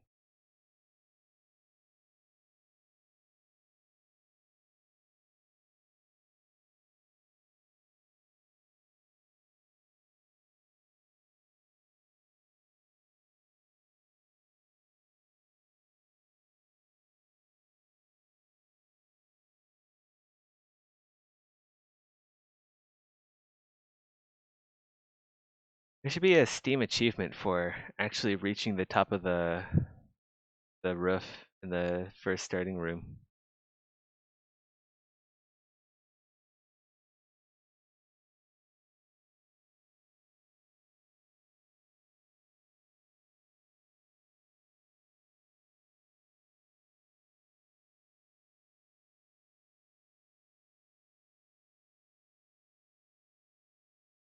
Wouldn't that be cool? It should be like called getting out the smart way or something.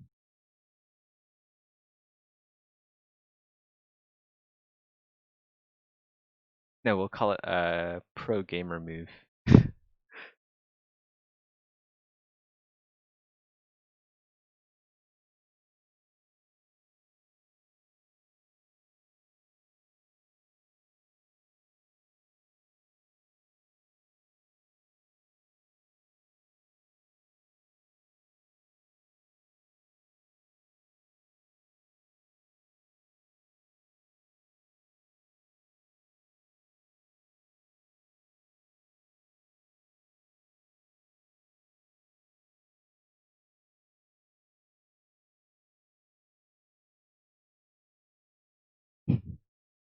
Be stuck on 99% for all eternity.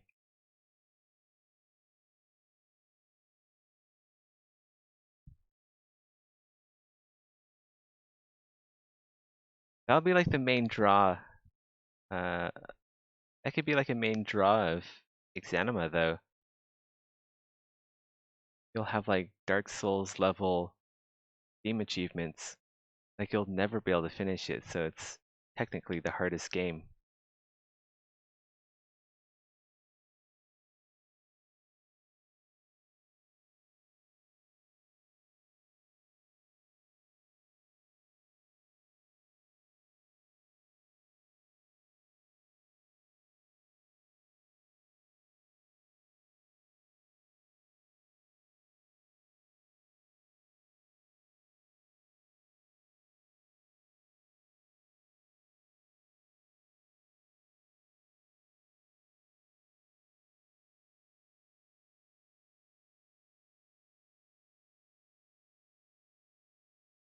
Maddock dislikes achievements? Not so sure about that. I think Maddock and I talked about achievements. Kind of, like I think that is like something we were thinking about doing. Like we talked about Steam achievements in developer chat. That's obviously not really something that we're doing now or recently. Trying to be like a end game goal for Exanima.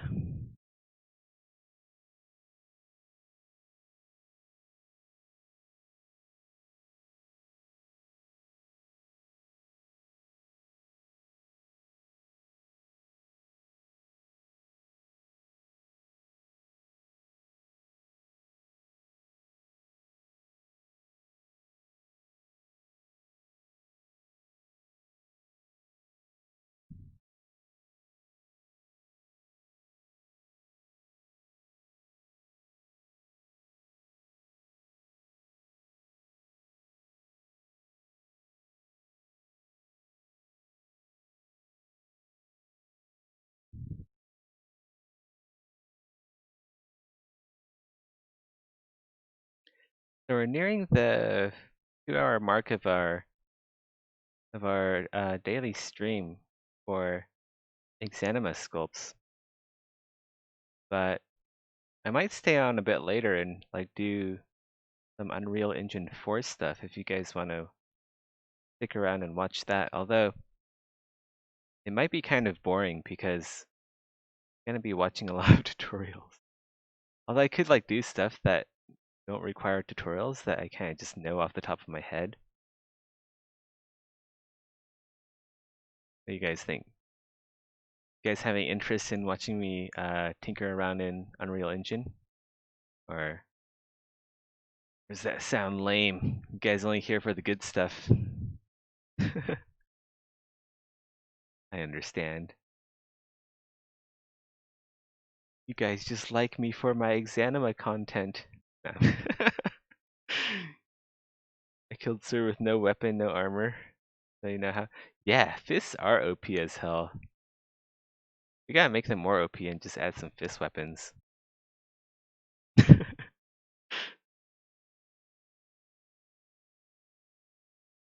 Yeah, I know. It's kind of like a. They're pretty darn OP. I think we should scale back the OP-ness and like add fist weapons. Because I do like the idea of fist weapons. Although maybe that should wait for the combat improvements. So then you can have like different types of pugilism. I don't know. I'm not sure what Maddock has planned up his sleeve, but if we're getting new stances for combat, I would expect that pugilism would get an improvement as well.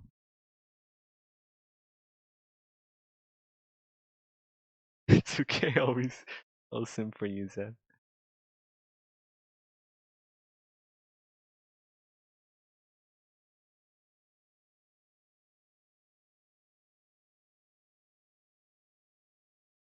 Know how to feel about that.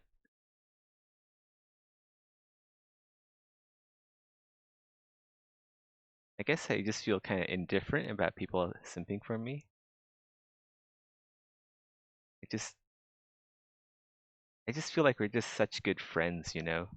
Uh, I hate for like our relationship to go any further and then kind of spoil that. So I think I'll just put you guys in the friend zone for now.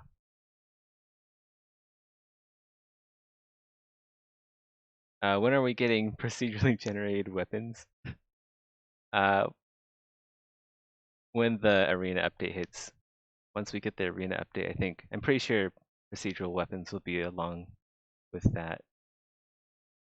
But we already have procedural weapons prototype up and running, and the game, the developer build has it, I think.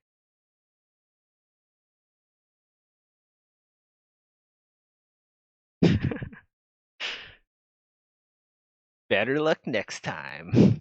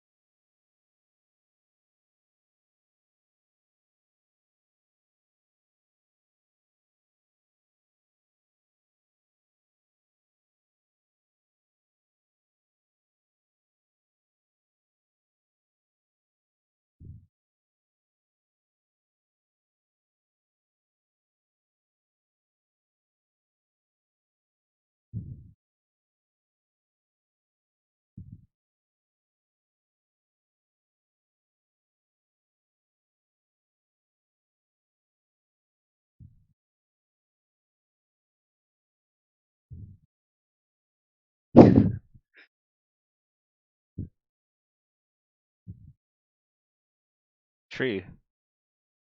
I did the one thing that other game developers are either afraid of or unwilling to do, which is make a baby flail.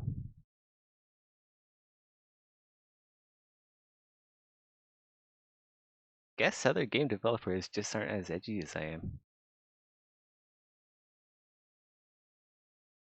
They never thought about swinging a fetus around on its umbilical cord.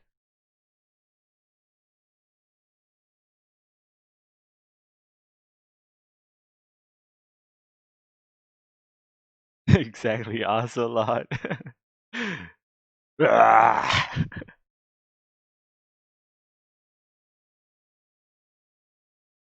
I actually never fought Ocieros legit. So there's a way you can cheese Ocieros. Actually, there's a lot of ways you can cheese basically all of the bosses. But yeah, there's this tiny corner in the arena. If you aggro him and then he does a charge dash behind some tree roots, and then you hide behind the tree roots, he can't get you. So you just stand behind the tree roots and then you just like use the Corvin poison staff. Just poison him to death. That's what he gets. That's what he gets for being a no good Argonian slave scum. He should know his place. Better to strike. Better than to strike his masters.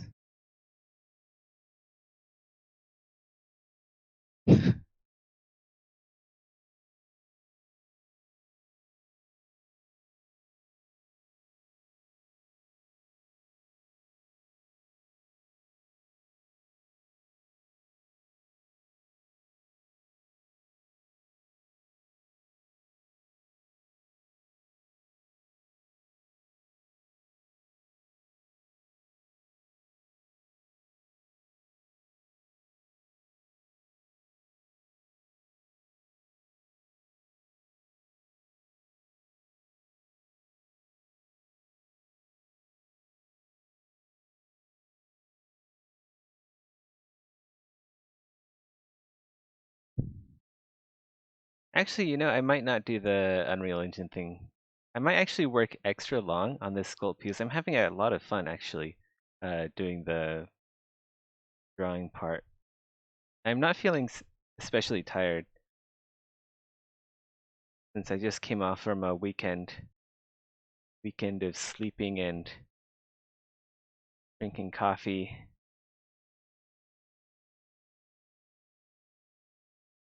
and playing games, doing UE4 stuff. God, I don't get out much, do I?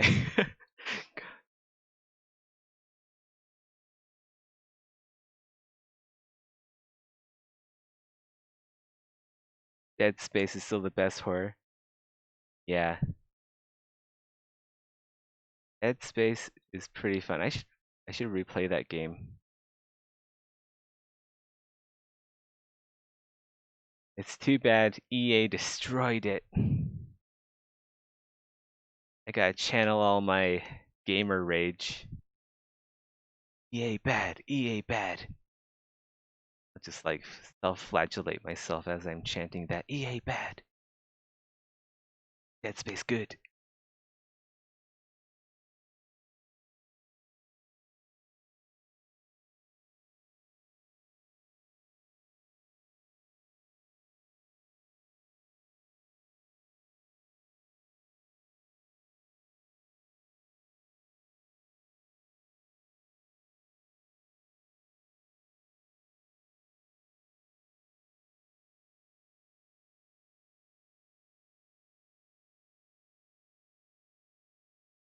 What I liked about Dead Space 3, I actually don't know if I played the earlier Dead Spaces. I know I played Dead Space 3 though, but what I liked about Dead Space is that you can customize Isaac's weapon. Like you always go to like a safe spot and then you can like change the nozzles or like the attachments on your beam cutter I always thought that was a really fun gameplay system. I always love customizable stuff like that.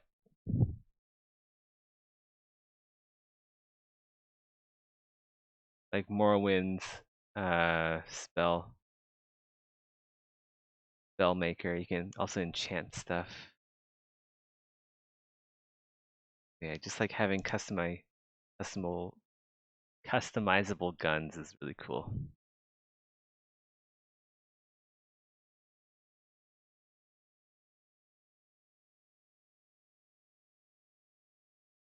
Yeah, right? We need more customizable weapons in games in general.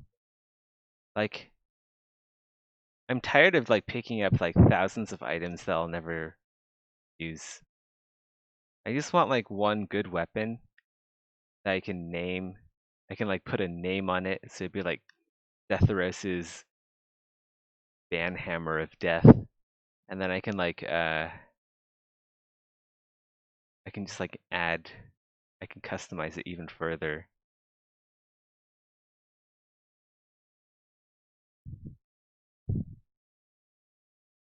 Like I don't like picking up stat sticks. Like everything is a stat stick now. Why is that? I don't like that.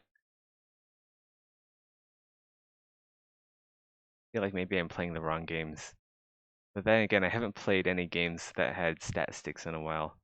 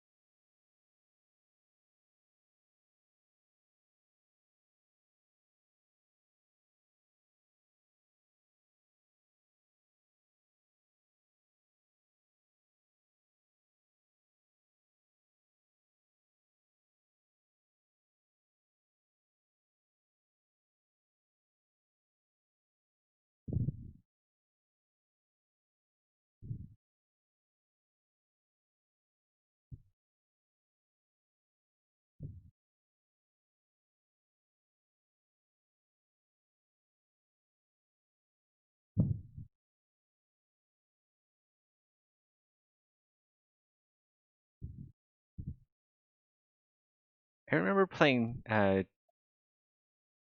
Dark Souls 2 when I was like shoot, I was like 17, 16 or something. And then I put the game down because I was a scrub and was bad at the game. Probably play again. Just don't have a lot of time anymore. It's either play games or make games, essentially.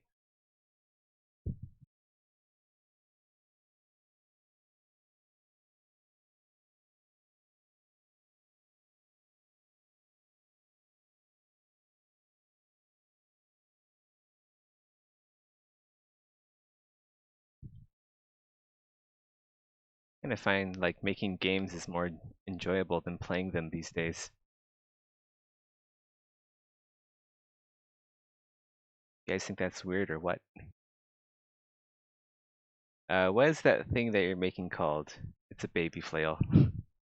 Or a fetus flail. I think fetus flail sounds better because fetus starts with an F and so does a flail. So fetus flail. Then again, I don't know if you can actually call this thing a fetus. Because if your fetus looks like this, then probably bring your fetus to a doctor. A fetus doctor.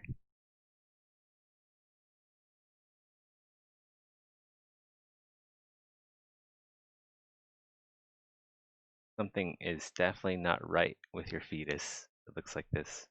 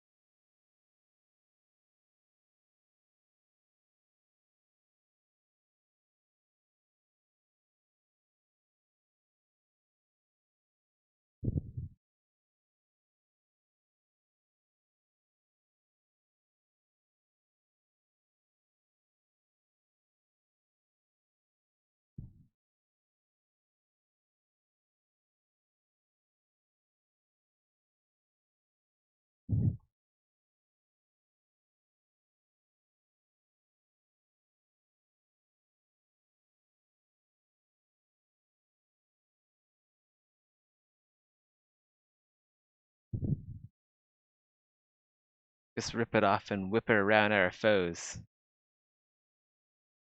You know what that's called? Called a fetus fatality. Fetus fatality.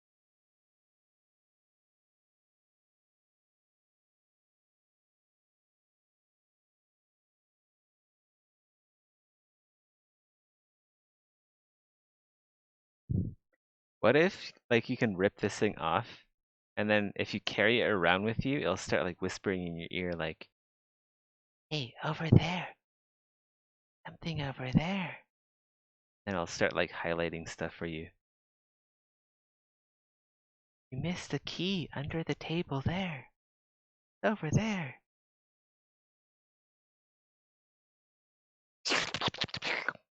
Over there.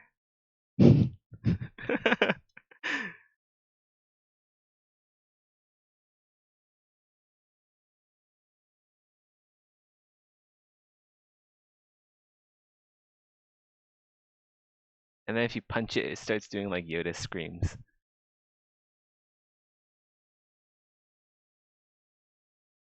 Like little baby Yoda screams.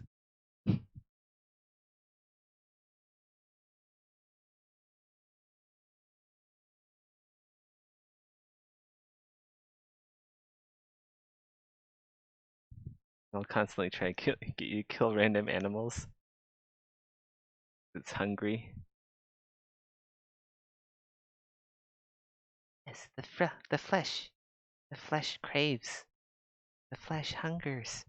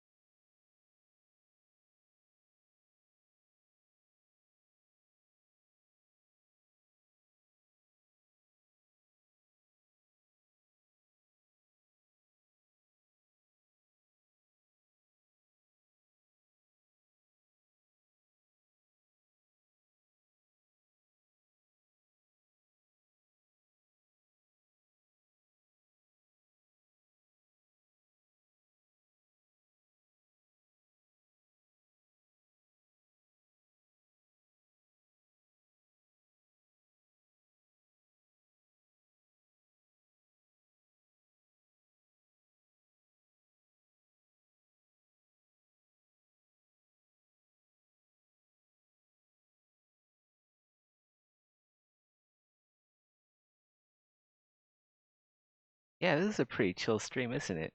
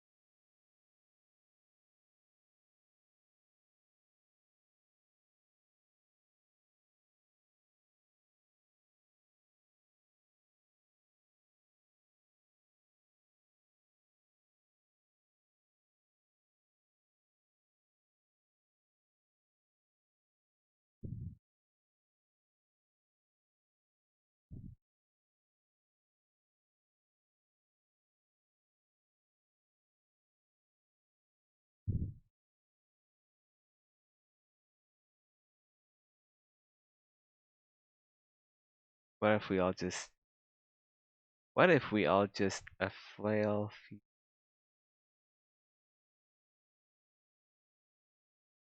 We all just a flail feed.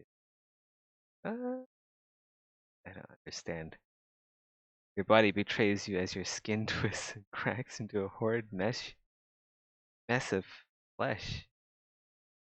The flail seeps into you like a parasite. What the fuck? Will it have glowing eyes in game 2? I'm not sure about the glowing eyes part. I just did like the glowing eyes thing for mostly just for like visual clarity. Like if you look at the other creatures in the game, none of them have glowing eyes. Maybe we can nickname this monster too. Yeah, what should the nickname be? I thought it was like finger uh like finger monster or something.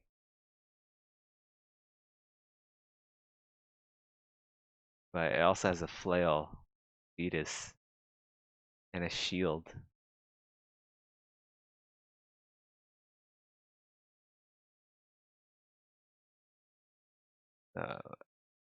Really don't know what we can call this thing.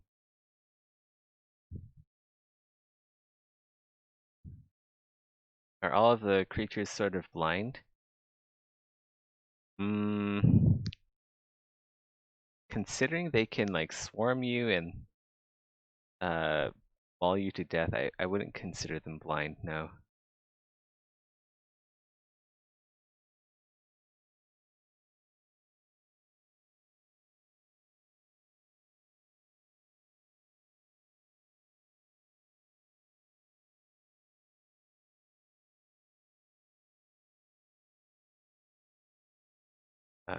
Oh, by the way, Zev, have you ever played Monster Hunter? Yeah, I played Monster Hunter. Nargakua. Is that one of the new monsters in Iceborne? Because I haven't played Iceborne. I have played the base game. Didn't the old Fail design have eyes in its mouth? I didn't know that. Did it? Did the Fail have eyes in its mouth? I've never seen a Fail with eyes in its mouth before. Zethyrus, there's Sir, and this is Lord. So we're moving up in hierarchy, huh? First thing you see when you're. I thought Sir was called Sir because Sir deserved demanded respect. That's why everyone calls it Sir.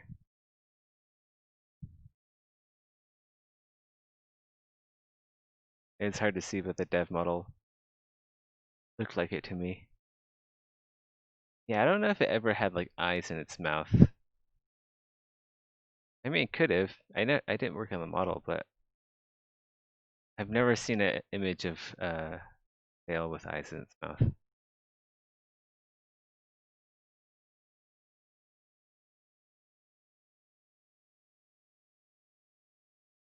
Alright, I think the fetus is done. Let's go sculpt the inside of its eyes and mouth bit, so have something in there.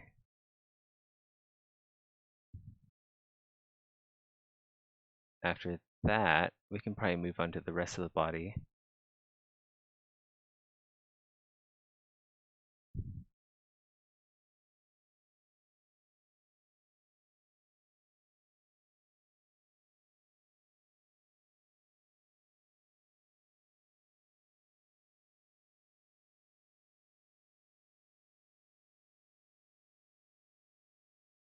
We'll give it like a small,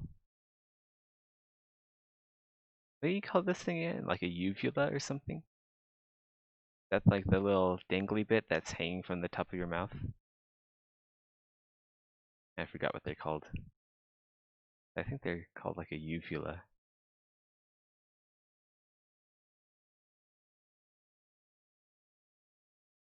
Yeah, that's what I thought.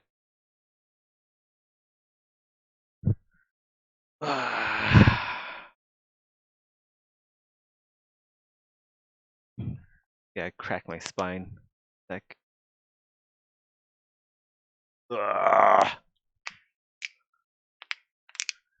I'm making stir noises.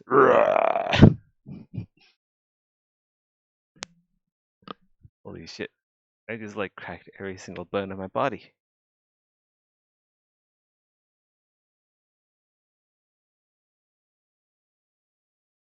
I think the arena ogre is also bought.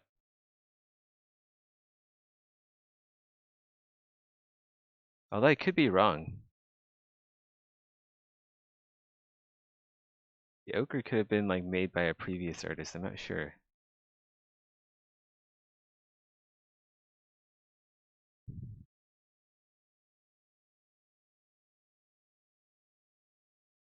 Your computer must be a beast to be able to model this while rendering the right light refraction. Well, this isn't actually light. It's not actually reflecting light off of this model. What ZBrush has are matte caps. So they're kind of like materials that simulate lighting, but it's not actually lighting. But I do have a decent computer. I have like a 2070, GTX 2070.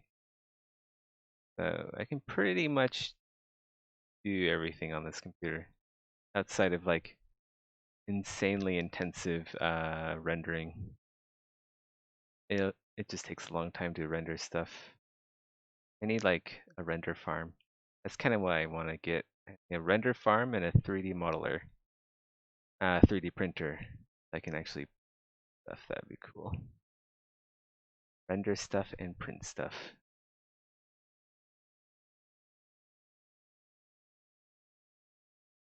Whoa.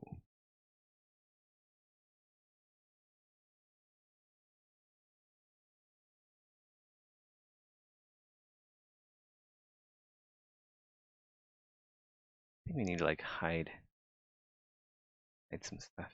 Hugging a bit. Let's go do the left shoulder. Okay, I still want to do tentacle bits here.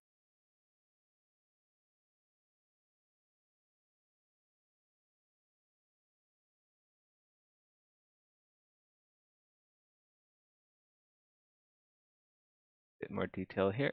The tentacle-y bits.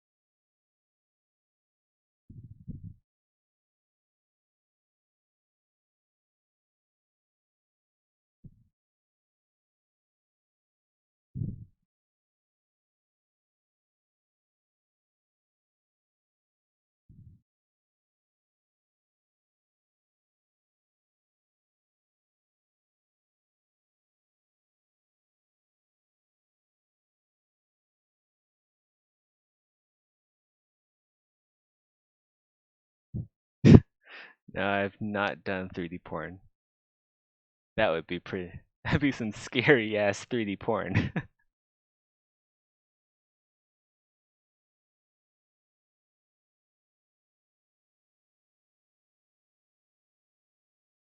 Like, imagine a creature with like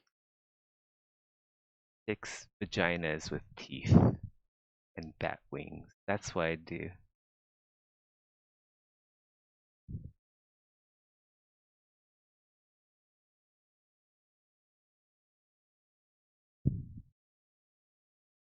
Yeah, but anyone can model a 3D tentacle. Like, literally, it's just like a tube with details on it.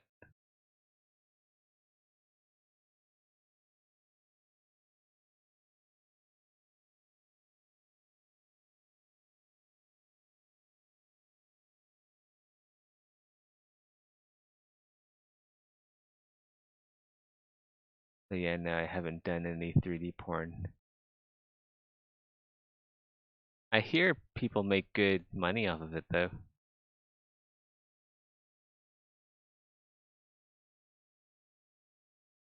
That just sounds like such a soulless job, just making art so people can fap to it.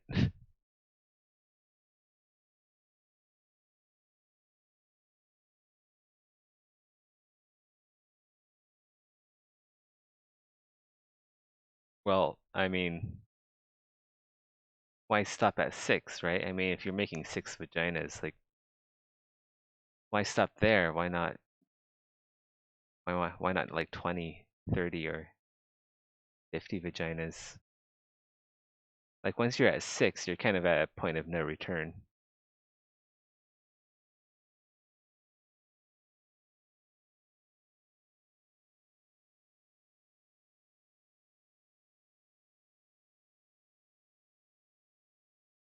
How many's enough?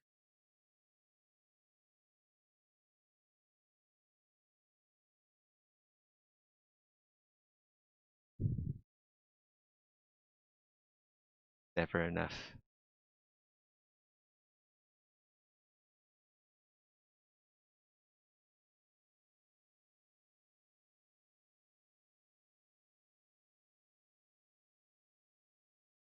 Why though? It's only considered soulless because the Roman era forced the people to see intimacy as evil.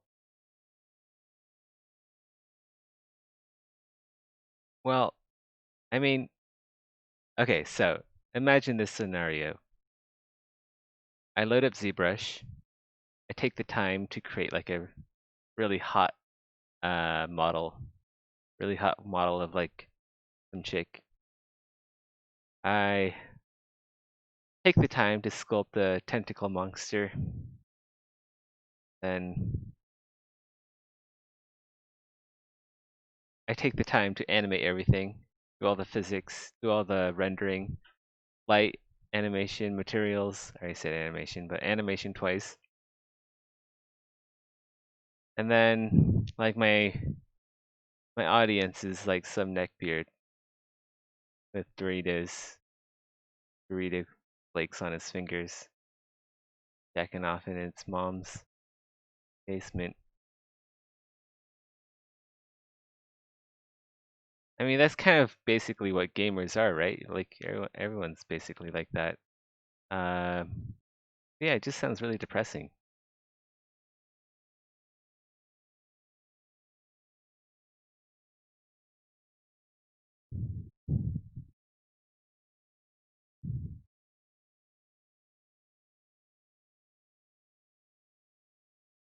Like that's a lot of skill and talent just to make some random stranger's coom.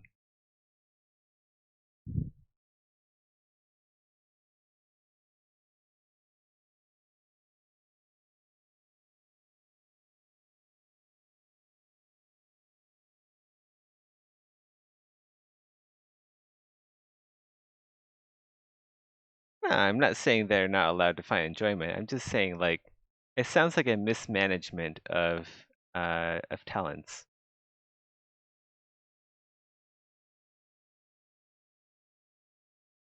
Like I mean, you can pretty much set up the same thing if you just hire an actress. and like some props and stuff like that. It'd basically be the same thing, but for much less money and much less time. And there's like tons of porn on the internet already. Like you can find porn anywhere.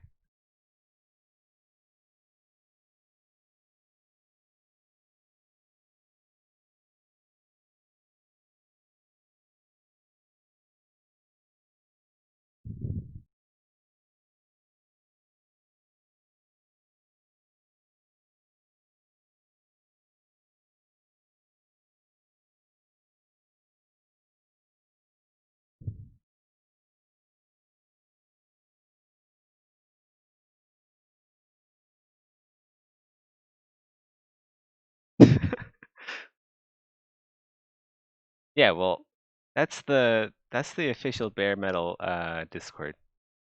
So I understand if Hope gets mad at you for talking NSFW off-topic stuff, especially if it's like in the general channel. Like, don't do that.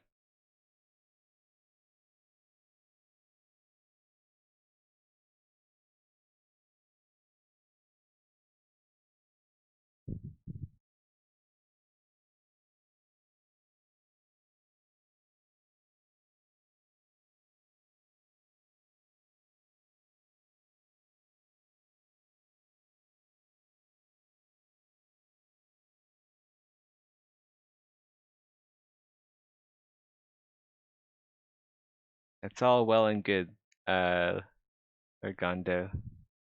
I'm glad you have an appreciation of the finer arts of 3D modeled porn.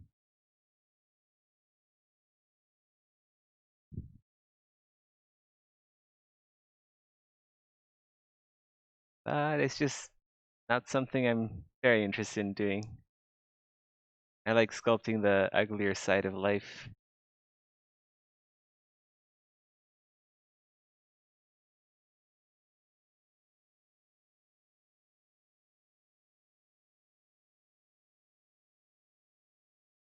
Thanks, Mad Mike. So does this thing come in a new area? I don't know. Sure if this will spawn in a new area or not.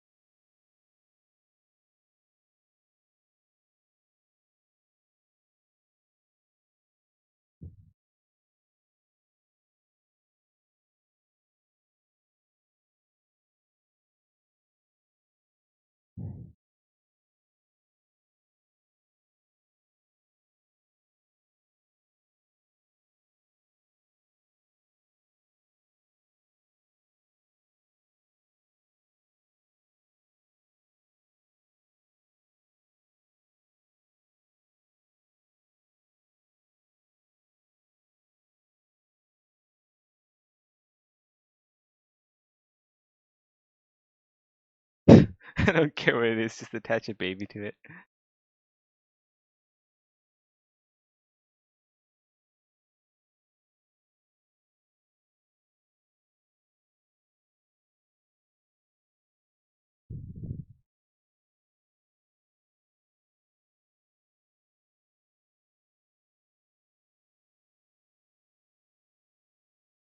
What if the baby was actually like the main beast? Is it attaching the baby to the monster, or is the monster attached to the baby? Like, what do you guys think? Like, which body has the dominant mind? Like, who's in charge here? The baby or the monster? Like, you guys never thought about that, did you?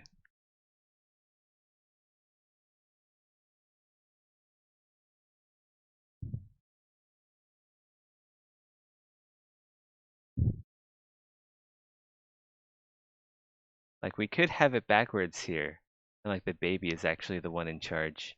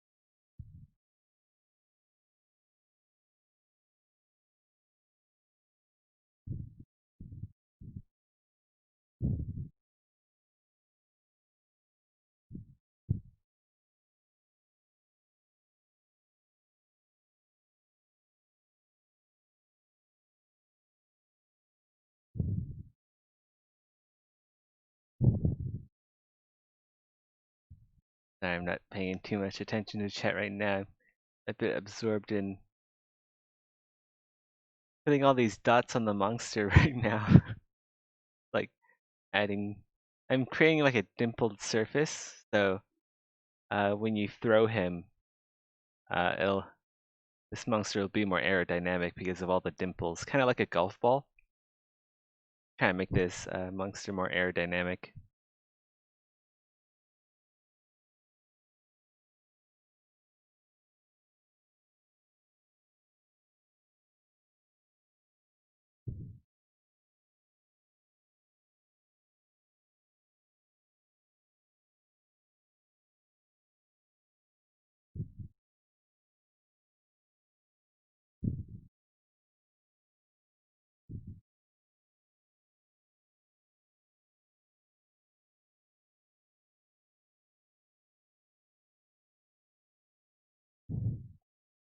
Seth also dodged the butthole question. What butthole question? I didn't see it. Is there a butthole question? Is this related to the 3D porn questions? Or is it like the sewer butthole?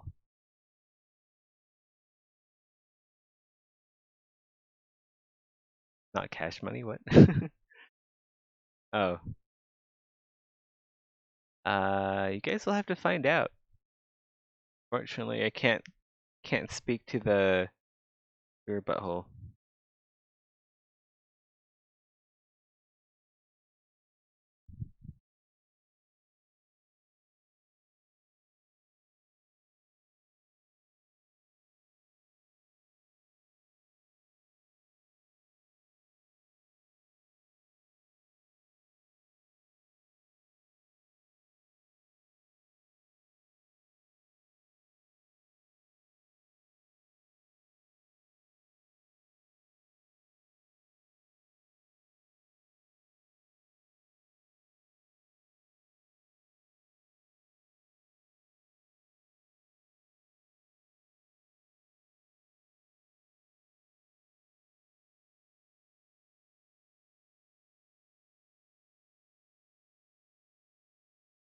Okay, I'll give you a hint. Alright.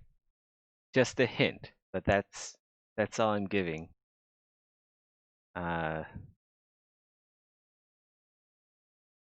so you know how before every coffee diary, like me, Bethan, and like pretty much everyone else is there before Maddock. Like we're all in the voice chat usually before Maddock gets there. Well, that's where Maddock lives. That's actually he's part of the game. He's been working on the game for so long that he's uploaded his mind to the game. And yeah, that's his room. That's where he programs. That's where he delivers everyone the latest and greatest Exanima content. It's true. What, you guys don't believe me? Wow, you guys, that hurts my feelings, guys.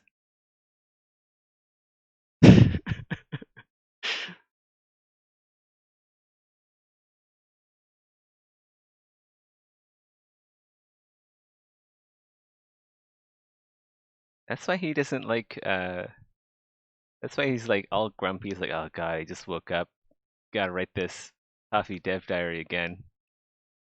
Fucking bullshit. He just doesn't like coming out of his room. That's all.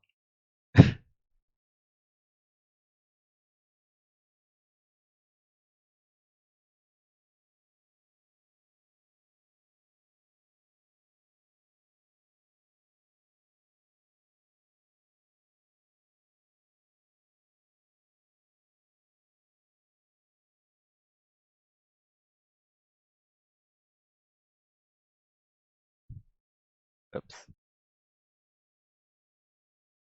Oh shit, what happened? What the fuck? Mike, how did... Okay, that was a weird crash. Okay, so... Hold on. I think ZBrush just, like, crashed on me instantly. Hold on, guys. I'm gonna be right back.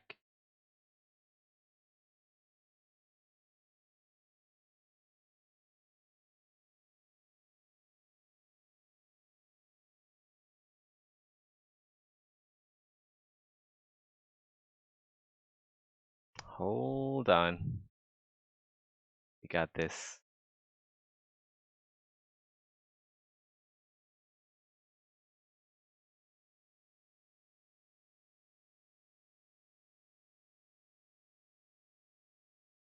I just can't. I actually have ZBrush open, but I can't show you guys the screen just yet because there's some stuff that you guys should not see.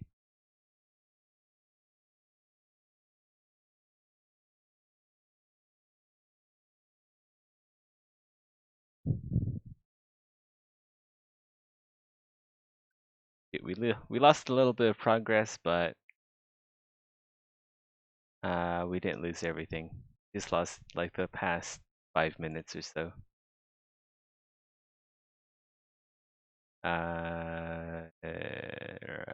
Right. I think I can turn on the screen now.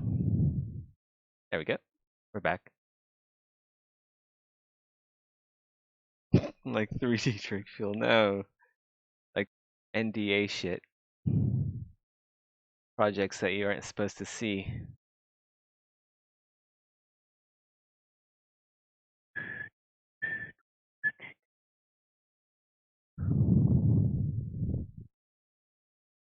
So we lost a bit of the dimpling here. So sad.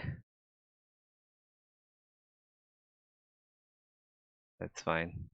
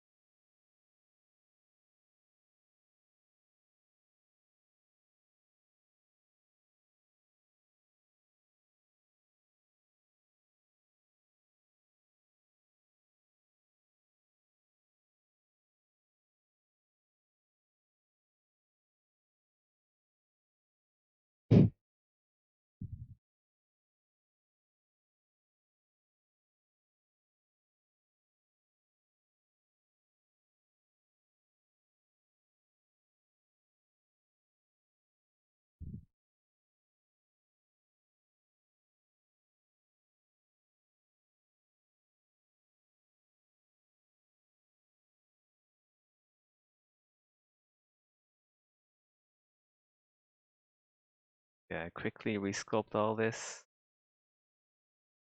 Bit annoying. The crashes happen.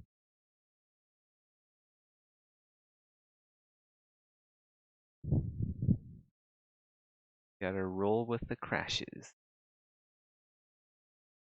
Like a boat at sea.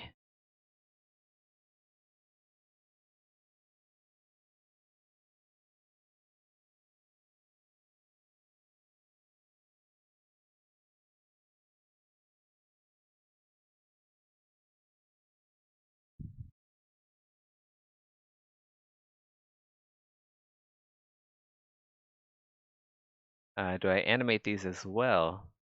No, I do not.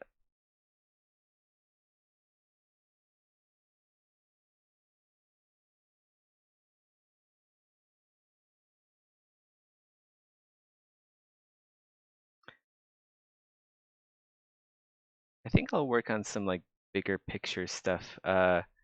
Like I'm focusing a bit too much on the finer details on this one shoulder. I'm gonna move over to some other areas before I get back to this shoulder.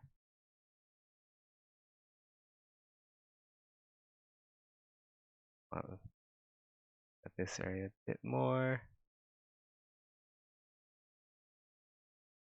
Not flat. I want everything to have curves. I want this monster to have curves. Be dummy thick. That's the way I like him.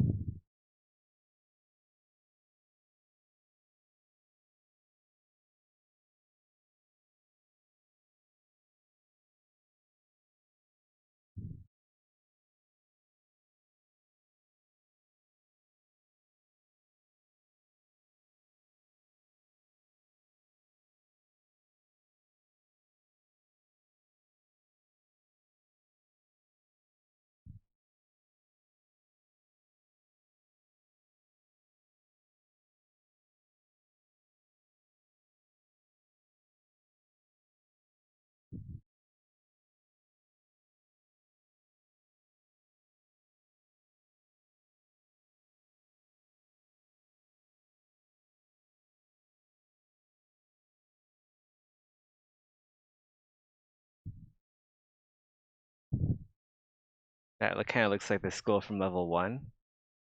Well, it could be. It might not also be. Guess no one will ever know if it's actually the creature that the skull from level 1 belongs to. Do I know? I don't know. Does Darren know? Darren doesn't know. No one knows.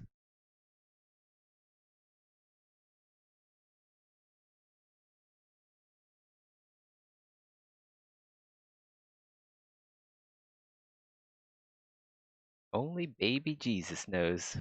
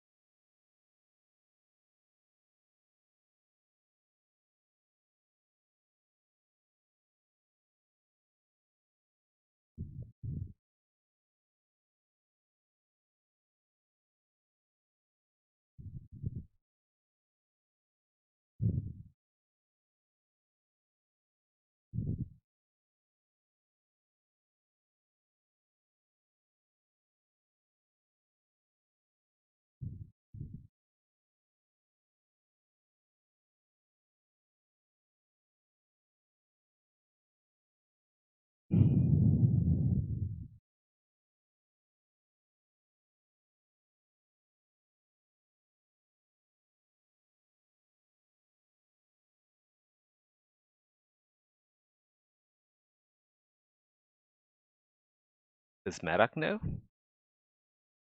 Who knows? Who knows if Maddock knows?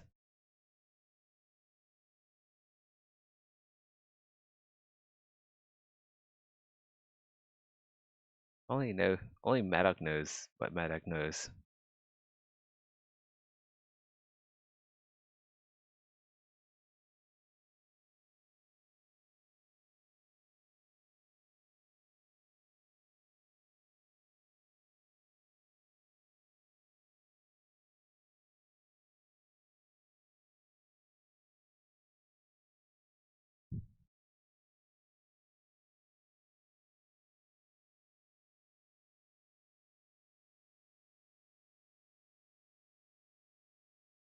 Oh man. I think I might call it a night. It is getting pretty late. Did stream extra hour though. Got some good progress.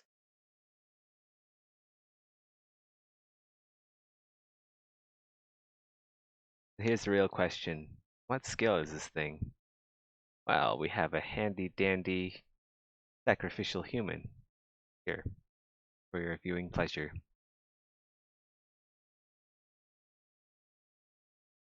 His toenails. Mike's in there too. Yeah, Mike's. Where's Baby Yoda's spikes? Is it? That is. What are is that all the spikes that he has? I feel like he needs spikes on his little fingers here.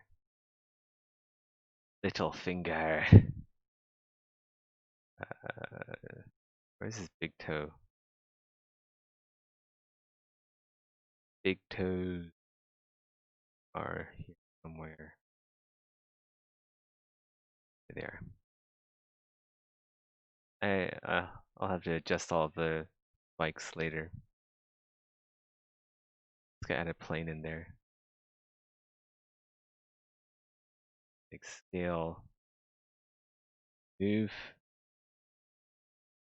scale. Move the human down to level. There you have it. Go turn on perspective mode. Of course, this is a little bit taller than normal because you see he is standing on his tippy toes. When he's animated, his feet will be flat. So instead of being down here, the human would be kind of at foot level, so like right there.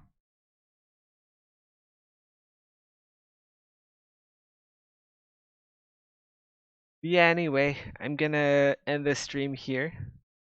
It's 3 a.m. in Malaysia. I'll catch you guys later. Have a good one. Gonna go do some UE4 stuff.